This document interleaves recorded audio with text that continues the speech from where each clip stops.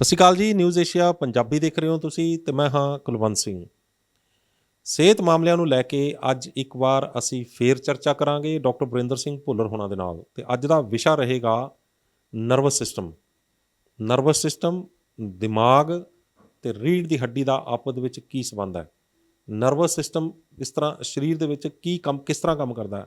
ਨਾੜੀਆਂ, ਪੱਠਿਆਂ, ਹੱਡੀਆਂ, ਇਹਨਾਂ ਦਾ ਕੀ ਰੋਲ ਹੈ ਤੇ ਨਰਵਸ ਸਿਸਟਮ ਦਾ ਕੀ ਰੋਲ ਹੈ। ਜਿਹੜੀ ਖੂਨ ਦੀਆਂ ਨਾੜੀਆਂ ਜਿਹੜੀਆਂ ਆਪਾਂ ਨੂੰ ਦਿਖਾਈ ਦਿੰਦੀਆਂ, ਆਮ ਇਨਸਾਨ ਦੇ ਦਿਮਾਗ 'ਚ ਇਹ ਆ ਵੀ ਜਿਹੜੀਆਂ ਜਿੰਨੀਆਂ ਵੀ ਨਾੜੀਆਂ ਨੇ ਇਹਨਾਂ ਦੇ ਵਿੱਚੋਂ ਖੂਨ ਲੰਘ ਰਿਹਾ। ਇਹ ਖੂਨ ਖੂਨ ਨਾਲ ਭਰੀਆਂ ਹੋਈਆਂ ਨਾੜੀਆਂ ਨੇ।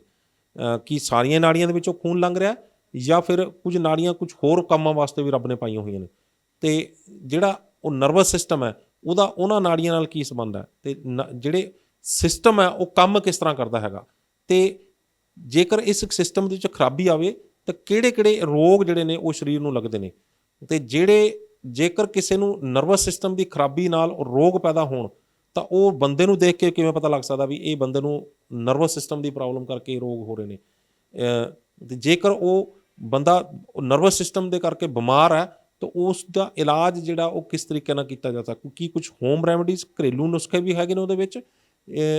ਜੇਕਰ ਉਹ ਠੀਕ ਕਰਨ ਲਈ ਵੀ ਆਪਾਂ ਨੇ ਉਹ ਨੁਸਖੇ ਵੀ ਅਪਣਾ ਲਏ ਤਾਂ ਕੀ ਉਸ ਦੇ ਨਾਲ ਨਾਲ ਆਪਾਂ ਨੂੰ ਕੁਛ ਪਰਹੇਜ਼ ਵੀ ਰੱਖਣੇ ਪੈਣਗੇ। ਜੇ ਠੀਕ ਹੁੰਦਾ ਬੰਦਾ ਤਾਂ ਕੀ ਇਹ ਵਾਪਸ ਵੀ ਆ ਸਕਦਾ। ਇਹ ਸਾਰੇ ਵਿਸ਼ਿਆਂ ਦੇ ਉੱਤੇ ਅੱਜ ਆਪਾਂ ਚਰਚਾ ਕਰਾਂਗੇ। ਡਾਕਟਰ ਸਾਹਿਬ, ਤੁਹਾਡਾ ਨਿਊਜ਼ ਏਸ਼ੀਆ ਪੰਜਾਬੀ 'ਤੇ ਬਹੁਤ ਬਹੁਤ ਸਵਾਗਤ ਹੈ ਜੀ। ਨਿਊਜ਼ ਏਸ਼ੀਆ ਪੰਜਾਬੀ ਔਰ ਸਾਰੇ ਦਰਸ਼ਕਾਂ ਨੂੰ ਮੇਰੇ ਵੱਲੋਂ ਪਿਆਰ ਭਰੀ ਸਤਿ ਸ਼੍ਰੀ ਅਕਾਲ। ਡਾਕਟਰ ਸਾਹਿਬ, ਨਰਵਸ ਸਿਸਟਮ ਜਿਹੜਾ ਆਮ, ਮੈਂ ਤਾਂ ਅੱਜ ਤੱਕ ਇਹੀ ਸਮਝਦਾ ਆਇਆ ਸੀਗਾ ਕਿ ਨਰਵਸ ਯਾਨੀ ਕਿ ਨਾੜੀਆਂ ਯਾਨੀ ਕਿ ਖੂਨ ਕੱਢ ਲਓ ਵਿੱਚੋਂ, ਖੂਨ ਆ ਉਹਦੇ 'ਚ, ਖੂਨ ਜਾ ਰਿਹਾ। ਪਰ ਆਫ ਦਾ ਕੈਮਰਾ ਮੈਨੂੰ ਤੁਸੀਂ ਦੱਸ ਰਹੇ ਸੀਗੇ ਕਿ ਸਾਰੀਆਂ ਨਾੜੀਆਂ ਦੇ ਵਿੱਚੋਂ ਖੂਨ ਨਹੀਂ ਜਾਂਦਾ, ਕੁਝ ਸਿਗਨਲ ਵਾਸਤੇ ਵੀ ਹੁੰਦੇ ਨੇ। ਕੀ ਡਿਟੇਲ ਹੈ ਇਹਦੀ? ਬਿਲਕੁਲ ਜੀ। ਨਰਵਸ ਸਿਸਟਮ ਆਪਣੇ ਪੂਰੇ ਬਾਡੀ ਤੰਤਰ ਦੇ ਵਿੱਚ ਇੱਕ ਸਿਸਟਮ ਹੈ। ਸਿਸਟਮ ਵਰਡ ਕਿੱਥੇ ਯੂਜ਼ ਹੁੰਦਾ ਹੈ? ਜਿੱਥੇ ਕੁਝ ਸਾਰੀਆਂ ਚੀਜ਼ਾਂ ਰਲ ਕੇ ਕੰਮ ਕਰ ਸਕਦੀਆਂ ਨੇ। ਉਹਦੇ 'ਚ ਕੁਛ ਵੀ ਚੀਜ਼ ਅਗਰ ਉਹਦੇ ਇੱਕ ਹਿੱਸੇ ਨੇ ਵੀ ਕੰਮ ਰੋਕਤਾ ਤਾਂ ਸਾਰਾ ਤੰਤਰ ਰੁਕ ਜਾਏਗਾ। ਠੀਕ ਹੈ, ਉਸੇ ਚੀਜ਼ ਨੂੰ ਸਿਸਟਮ ਕਹਿੰਦੇ। ਫੋਰ ਐਗਜ਼ਾਮਪਲ, ਆਪਾਂ ਕੰਪਿਊਟਰ ਚਲਾਉਂਦੇ ਹਾਂ, ਠੀਕ ਹੈ, ਤਾਂ ਪੀਸੀ ਦੇ ਨਾਲ ਕੀਬੋਰਡ ਵੀ ਹੈ, ਮਾਊਸ ਵੀ ਹੈ, ਠੀਕ ਹੈ, CPU ਵੀ ਹੈ। ਤਾਂ ਸਾਰਾ ਚੀਜ਼ਾਂ ਨੂੰ ਰਲਾ ਕੇ ਆਪਾਂ ਇੱਕ ਸਿਸਟਮ ਬਣਾ ਦਿੱਤਾ। ਉਹ 'ਚ ਜੇ ਤੁਸੀਂ ਮਾਊਸ ਵੀ ਹਟਾਓਗੇ ਤਾਂ ਤੁਹਾਡੀ ਐਨਰਜੀ ਐਕਸਟਰਾ ਲੱਗ ਜਾਣੀ ਉੱਤੇ। ਅਤੇ ਅਗਰ ਕੀਬੋਰਡ ਵੀ ਹਟਾਓਗੇ ਤਾਂ ਵੀ ਤੁਹਾਡਾ ਉਹ ਸਿਸਟਮ ਕੰਮ ਨਹੀਂ ਕਰੇਗਾ। ਉਵੇਂ ਹੀ ਇੱਕ ਨਰਵਸ ਸਿਸਟਮ ਵਰਡ ਤਾਂ ਹੀ ਲੱਗ ਗਿਆ ਇਹਦੇ ਪਿੱਛੇ। ਇਹ ਆਪਸ ਵਿੱਚ ਜੁੜੀਆਂ ਹੋਈਆਂ ਨੇ ਬਹੁਤ ਸਾਰੀਆਂ ਚੀਜ਼ਾਂ। ਔਰ ਨਰਵਸ ਸਿਸਟਮ ਦੇ ਵਿੱਚ ਮੇਨਲੀ ਦੋ ਵੱਡੇ ਹਿੱਸੇ ਨੇ, ਬ੍ਰੇਨ ਔਰ ਸਪਾਈਨਲ ਕੋਰਡ। ਠੀਕ ਹੈ, ਔਰ ਨਰਵਸ ਸਿਸਟਮ ਤੋਂ ਸਾਡੇ ਸਰੀਰ ਨੂੰ ਪੂਰਾ ਜਿਹੜਾ ਕਮਿਊਨੀਕੇਸ਼ਨ ਦਾ ਕੰਮ ਹੈ, ਸਿਗਨਲ ਇੱਕ ਜਗ੍ਹਾ ਤੋਂ ਜਾਣਾ, ਲੈਣਾ, ਕਲੈਕਟ ਕਰਨਾ, ਫਿਰ ਬ੍ਰੇਨ ਨੂੰ ਦੇਣਾ, ਉਹ ਸਾਰਾ ਨਰਵਸ ਸਿਸਟਮ ਦੇ ਜਿਹੜੇ ਨਰਵਜ਼ ਨੇ ਉਹਨਾਂ ਰਾਹੀਂ ਹੀ ਹੁੰਦਾ। ਔਰ ਇਹਦੇ 'ਚ ਸਭ ਤੋਂ ਪਹਿਲਾ ਹਿੱਸਾ ਬ੍ਰੇਨ ਦਾ ਹੀ ਆ ਜਾਂਦਾ। ਅੱਛਾ, ਬ੍ਰੇਨ ਦੇ ਵਿੱਚ ਕੀ ਹੁੰਦਾ ਕਿ ਬ੍ਰੇਨ ਆਪਣੇ ਜਿਹੜੇ ਸੈਲਜ਼ ਨੇ ਉਹ ਬਣਾ ਨਹੀਂ ਸਕਦਾ। ਠੀਕ ਹੈ, ਇਹ ਜਿਵੇਂ ਕਿ ਲੀਵਰ ਦੇ ਵਿੱਚ ਇਹ ਗੁਣ ਹੁੰਦਾ ਹੈ ਕਿ ਲੀਵਰ ਅਗਰ ਅੱਧਾ ਕੱਟਿਆ ਵੀ ਜਾਵੇ ਤਾਂ ਉਹ ਆਪਣੇ ਸੈੱਲ ਖੁਦ ਬਣਾ ਲੈਂਦਾ, ਟਿਸ਼ੂ ਆਪਣੇ ਖੁਦ ਤਿਆਰ ਕਰ ਲੈਂਦਾ। ਲੇਕਿਨ ਬ੍ਰੇਨ 'ਚ ਇਸ ਤਰ੍ਹਾਂ ਦਾ ਕੁਛ ਵੀ ਸਿਸਟਮ ਨਹੀਂ। ਮਾਤਰ 10% ਸਿਸਟਮ ਹਿੱਸਾ ਹੈ। ਇਸੇ ਕਰਕੇ ਤੁਸੀਂ ਇਹ ਨਹੀਂ ਸੁਣਿਆ ਹੋਏਗਾ ਕਿ ਬ੍ਰੇਨ ਦਾ ਕੈਂਸਰ ਹੁੰਦਾ। ਠੀਕ ਹੈ, ਬ੍ਰੇਨ ਦਾ ਕੈਂਸਰ ਸਿਰਫ ਜਿਹੜਾ 10% ਹਿੱਸਾ ਬ੍ਰੇਨ ਦੇ ਅੰਦਰ ਇਸ ਤਰ੍ਹਾਂ ਦਾ ਹੈ ਜਿੱਥੇ ਸੈਲਜ਼ ਨੂੰ, ਨਿਊਰੋਨ ਜਿਹੜੇ ਸੈੱਲ ਨੇ ਉਹਨੂੰ ਰਿਪੀਟ 'ਚ ਬਣਦਾ। ਲੇਕਿਨ ਉਹ ਇੰਨੀ ਸਪੀਡ 'ਚ ਬਣਦੇ ਨੇ ਕਿ ਉਸ ਤੋਂ ਬਾਅਦ ਉਹ ਕੈਂਸਰ ਦਾ ਚਾਂਸਸ ਬਣਦੇ ਨੇ। ਲੇਕਿਨ ਕੈਂਸਰ ਤੱਕ ਬਾਡੀ ਨਹੀਂ ਪਹੁੰਚਦੀ, ਕਿਉਂਕਿ ਅਗਰ ਟਿਊਮਰ ਹੋ ਗਿਆ ਤਾਂ ਉਹ ਵੀ ਬੰਦੇ ਦੀ ਜਾਨ ਲੈ ਲੈਂਦਾ। ਤਾਂ ਟਿਊਮਰ ਤੋਂ ਅਗਲੀ ਸਟੇਜ ਹੁੰਦੀ ਕੈਂਸਰ, ਤਾਂ ਟਿਊਮਰ ਹੀ ਨਹੀਂ ਬਾਡੀ ਸਹਿ ਪਾਉਂਦੀ। ਤਾਂ ਇਸ ਕਰਕੇ ਬ੍ਰੇਨ ਦੇ ਅੰਦਰ ਕੈਮੀਕਲੀ ਰਿਐਕਸ਼ਨ ਬਹੁਤ ਤੇਜ਼ ਨੇ। ਇਹ ਨਿਊਰੋਨ ਸੈੱਲ ਤੋਂ ਇਹ ਬਣਿਆ ਹੋਇਆ ਸਾਰੇ ਦਾ ਸਾਰਾ। ਲੇਕਿਨ ਇਹਦੇ ਅੰਦਰ ਇੰਨੀ ਕਪੈਸਿਟੀ ਨਹੀਂ ਹੁੰਦੀ ਕਿ ਆਪਣੇ ਸੈੱਲ ਦੁਬਾਰਾ ਤਿਆਰ ਕਰ ਸਕੇ। ਹਾਂ, ਇੱਕ ਚੀਜ਼ ਜ਼ਰੂਰ ਹੈ ਕਿ ਬ੍ਰੇਨ ਹਰ 6 ਮਹੀਨੇ ਦੇ ਵਿੱਚ ਸ਼ੇਪ ਜ਼ਰੂਰ ਚੇਂਜ ਕਰਦਾ ਹੈ। ਠੀਕ ਹੈ, ਆਪਣੀ ਸ਼ੇਪ 'ਚ ਇਹਦੇ ਬਦਲਾਅ ਆ ਜਾਂਦਾ ਹੈ। ਔਰ ਉਹ ਡਿਪੈਂਡ ਕਰਦਾ ਤੁਹਾਡੀ ਡਾਈਟ, ਸੈਕਿੰਡ ਤੁਹਾਡੀ ਮਾਨਸਿਕਤਾ, ਤੁਹਾਡਾ ਉਹ ਲਾਸਟ 6 ਮਹੀਨੇ ਦੇ ਵਿੱਚ ਤੁਸੀਂ ਬ੍ਰੇਨ ਨੂੰ ਕਿਸ ਤਰ੍ਹਾਂ ਯੂਜ਼ ਕੀਤਾ। ਤੁਸੀਂ ਬਰਡਨ 'ਚ ਰਹੇ ਹੋ, ਸਟਰੈਸ 'ਚ ਰਹੇ ਹੋ, ਜਾਂ ਐਕਟਿਵਲੀ ਰਹੇ ਹੋ, ਜਾਂ ਆਬਜ਼ਰਵੇਸ਼ਨ ਜ਼ਿਆਦਾ ਤੁਹਾਡੀ ਅੱਛੀ ਹੈਗੀ ਹੈ, ਤਾਂ ਉਸ ਮੁਤਾਬਕ ਇਹ ਹਰ 6 ਮਹੀਨੇ ਬਾਅਦ ਆਪਣੇ ਸ਼ੇਪ ਨੂੰ ਚੇਂਜ ਕਰਦਾ ਰਹਿੰਦਾ। ਠੀਕ ਹੈ, ਇਹ ਜ਼ਰੂਰ ਹੈਗਾ। ਔਰ ਖਾਸ ਕਰ ਨਰਵਸ ਤੰਤਰ ਦੇ ਵਿੱਚ ਬ੍ਰੇਨ ਦੇ ਜਿਹੜੇ ਕੰਮ ਨੇ, ਇਹਦੇ ਵਿੱਚ ਇਹਦੇ 3 ਹਿੱਸੇ ਆ ਜਾਂਦੇ ਨੇ ਬ੍ਰੇਨ ਦੇ ਵਿੱਚ। ਸਭ ਤੋਂ ਪਹਿਲਾ ਹਿੱਸਾ ਆ ਜਾਂਦਾ ਹੈ ਸੈਰੀਬਰਮ, ਜਿਹੜਾ ਕਿ ਫਰੰਟ ਲੋਬ ਜਿਹਨੂੰ ਬੋਲ ਦਿੰਦੇ ਆ, ਫਰੰਟ ਦੀ ਸਾਈਡ ਤੇ ਆ ਜਾਂਦਾ, ਠੀਕ ਹੈ। ਔਰ ਸੈਕਿੰਡ ਆ ਜਾਂਦਾ ਇਹਦੇ ਵਿੱਚ ਥੈਲਮਸ, ਔਰ ਥਰਡ ਆ ਜਾਂਦਾ ਹਾਈਪੋਥੈਲਮਸ, ਠੀਕ ਹੈ। ਇਹ ਤਿੰਨੇ ਚੀਜ਼ਾਂ ਇਹ ਬ੍ਰੇਨ ਦੀ ਐਕਟੀਵਿਟੀ ਜਿਹੜੀਆਂ ਨਰਵਸ ਸਿਸਟਮ ਦੇ ਨਾਲ ਜੁੜ ਕੇ ਕੰਮ ਕਰਦੀਆਂ ਨੇ। ਔਰ ਵੈਸੇ ਵੀ ਨਰਵਸ ਜਿਹੜਾ ਸਿਸਟਮ ਹੈ ਇਹ ਇੰਡੋਕਰਾਈਨ ਸਿਸਟਮ ਦੇ ਨਾਲ ਮਿਲ ਕੇ ਹੀ ਕੰਮ ਕਰਦਾ ਹੈ, ਤਾਂ ਹੀ ਥੈਲਮਸ, ਹਾਈਪੋਥੈਲਮਸ ਤੇ ਥੈਲਮਸ ਦਾ ਰੋਲ ਆ ਗਿਆ ਇਹਦੇ ਵਿੱਚ, ਠੀਕ ਹੈ। ਜਿਹੜੀ ਆਪਣਾ ਸੈਰੀਬਰਮ ਦੀ ਮੈਂ ਗੱਲ ਕੀਤੀ ਆ, ਇਹ ਬ੍ਰੇਨ ਦਾ 66% ਹਿੱਸਾ ਹੈ ਇਕੱਲਾ ਹੀ, ਜਿਹੜਾ ਫਰੰਟ ਦੇ ਉੱਤੇ ਆ ਜਾਂਦਾ, ਠੀਕ ਹੈ।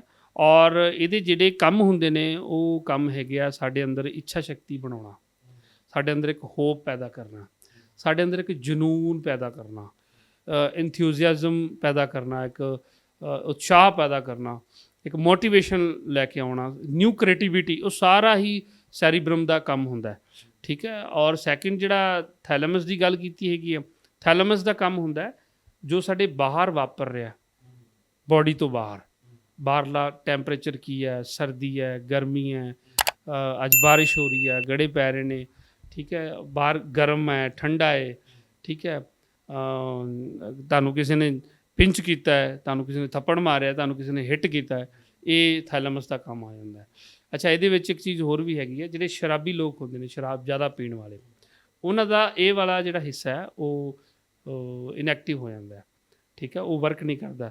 ਤਾਂ ਉਹਦੇ ਵਿੱਚ ਕੀ ਹੁੰਦਾ ਹੈ ਕਿ ਇਹੀ ਕਾਰਨ ਹੈ ਕਿ ਬਹੁਤ ਜ਼ਿਆਦਾ ਸ਼ਰਾਬ ਪੀਤੀ ਹੋਈ ਹੈ ਜਿਸ ਇਨਸਾਨ ਨੇ, ਉਹਨੂੰ ਤੁਸੀਂ ਜਿੰਨਾ ਮਰਜ਼ੀ ਕੁੱਟ ਲਓ, ਉਹਨੂੰ ਉਦੋਂ ਨਹੀਂ ਫੀਲ ਹੁੰਦਾ, ਕਿਉਂਕਿ ਜਿਹੜਾ ਥੈਲਮਸ ਹੈ ਇਹ ਗਲੈਂਡ, ਇਹ ਜਿਹੜਾ ਹਿੱਸਾ ਬ੍ਰੇਨ ਦਾ ਉਦੋਂ ਕੰਮ ਨਹੀਂ ਕਰਦਾ, ਠੀਕ ਹੈ, ਡੀਐਕਟਿਵ ਹੁੰਦਾ।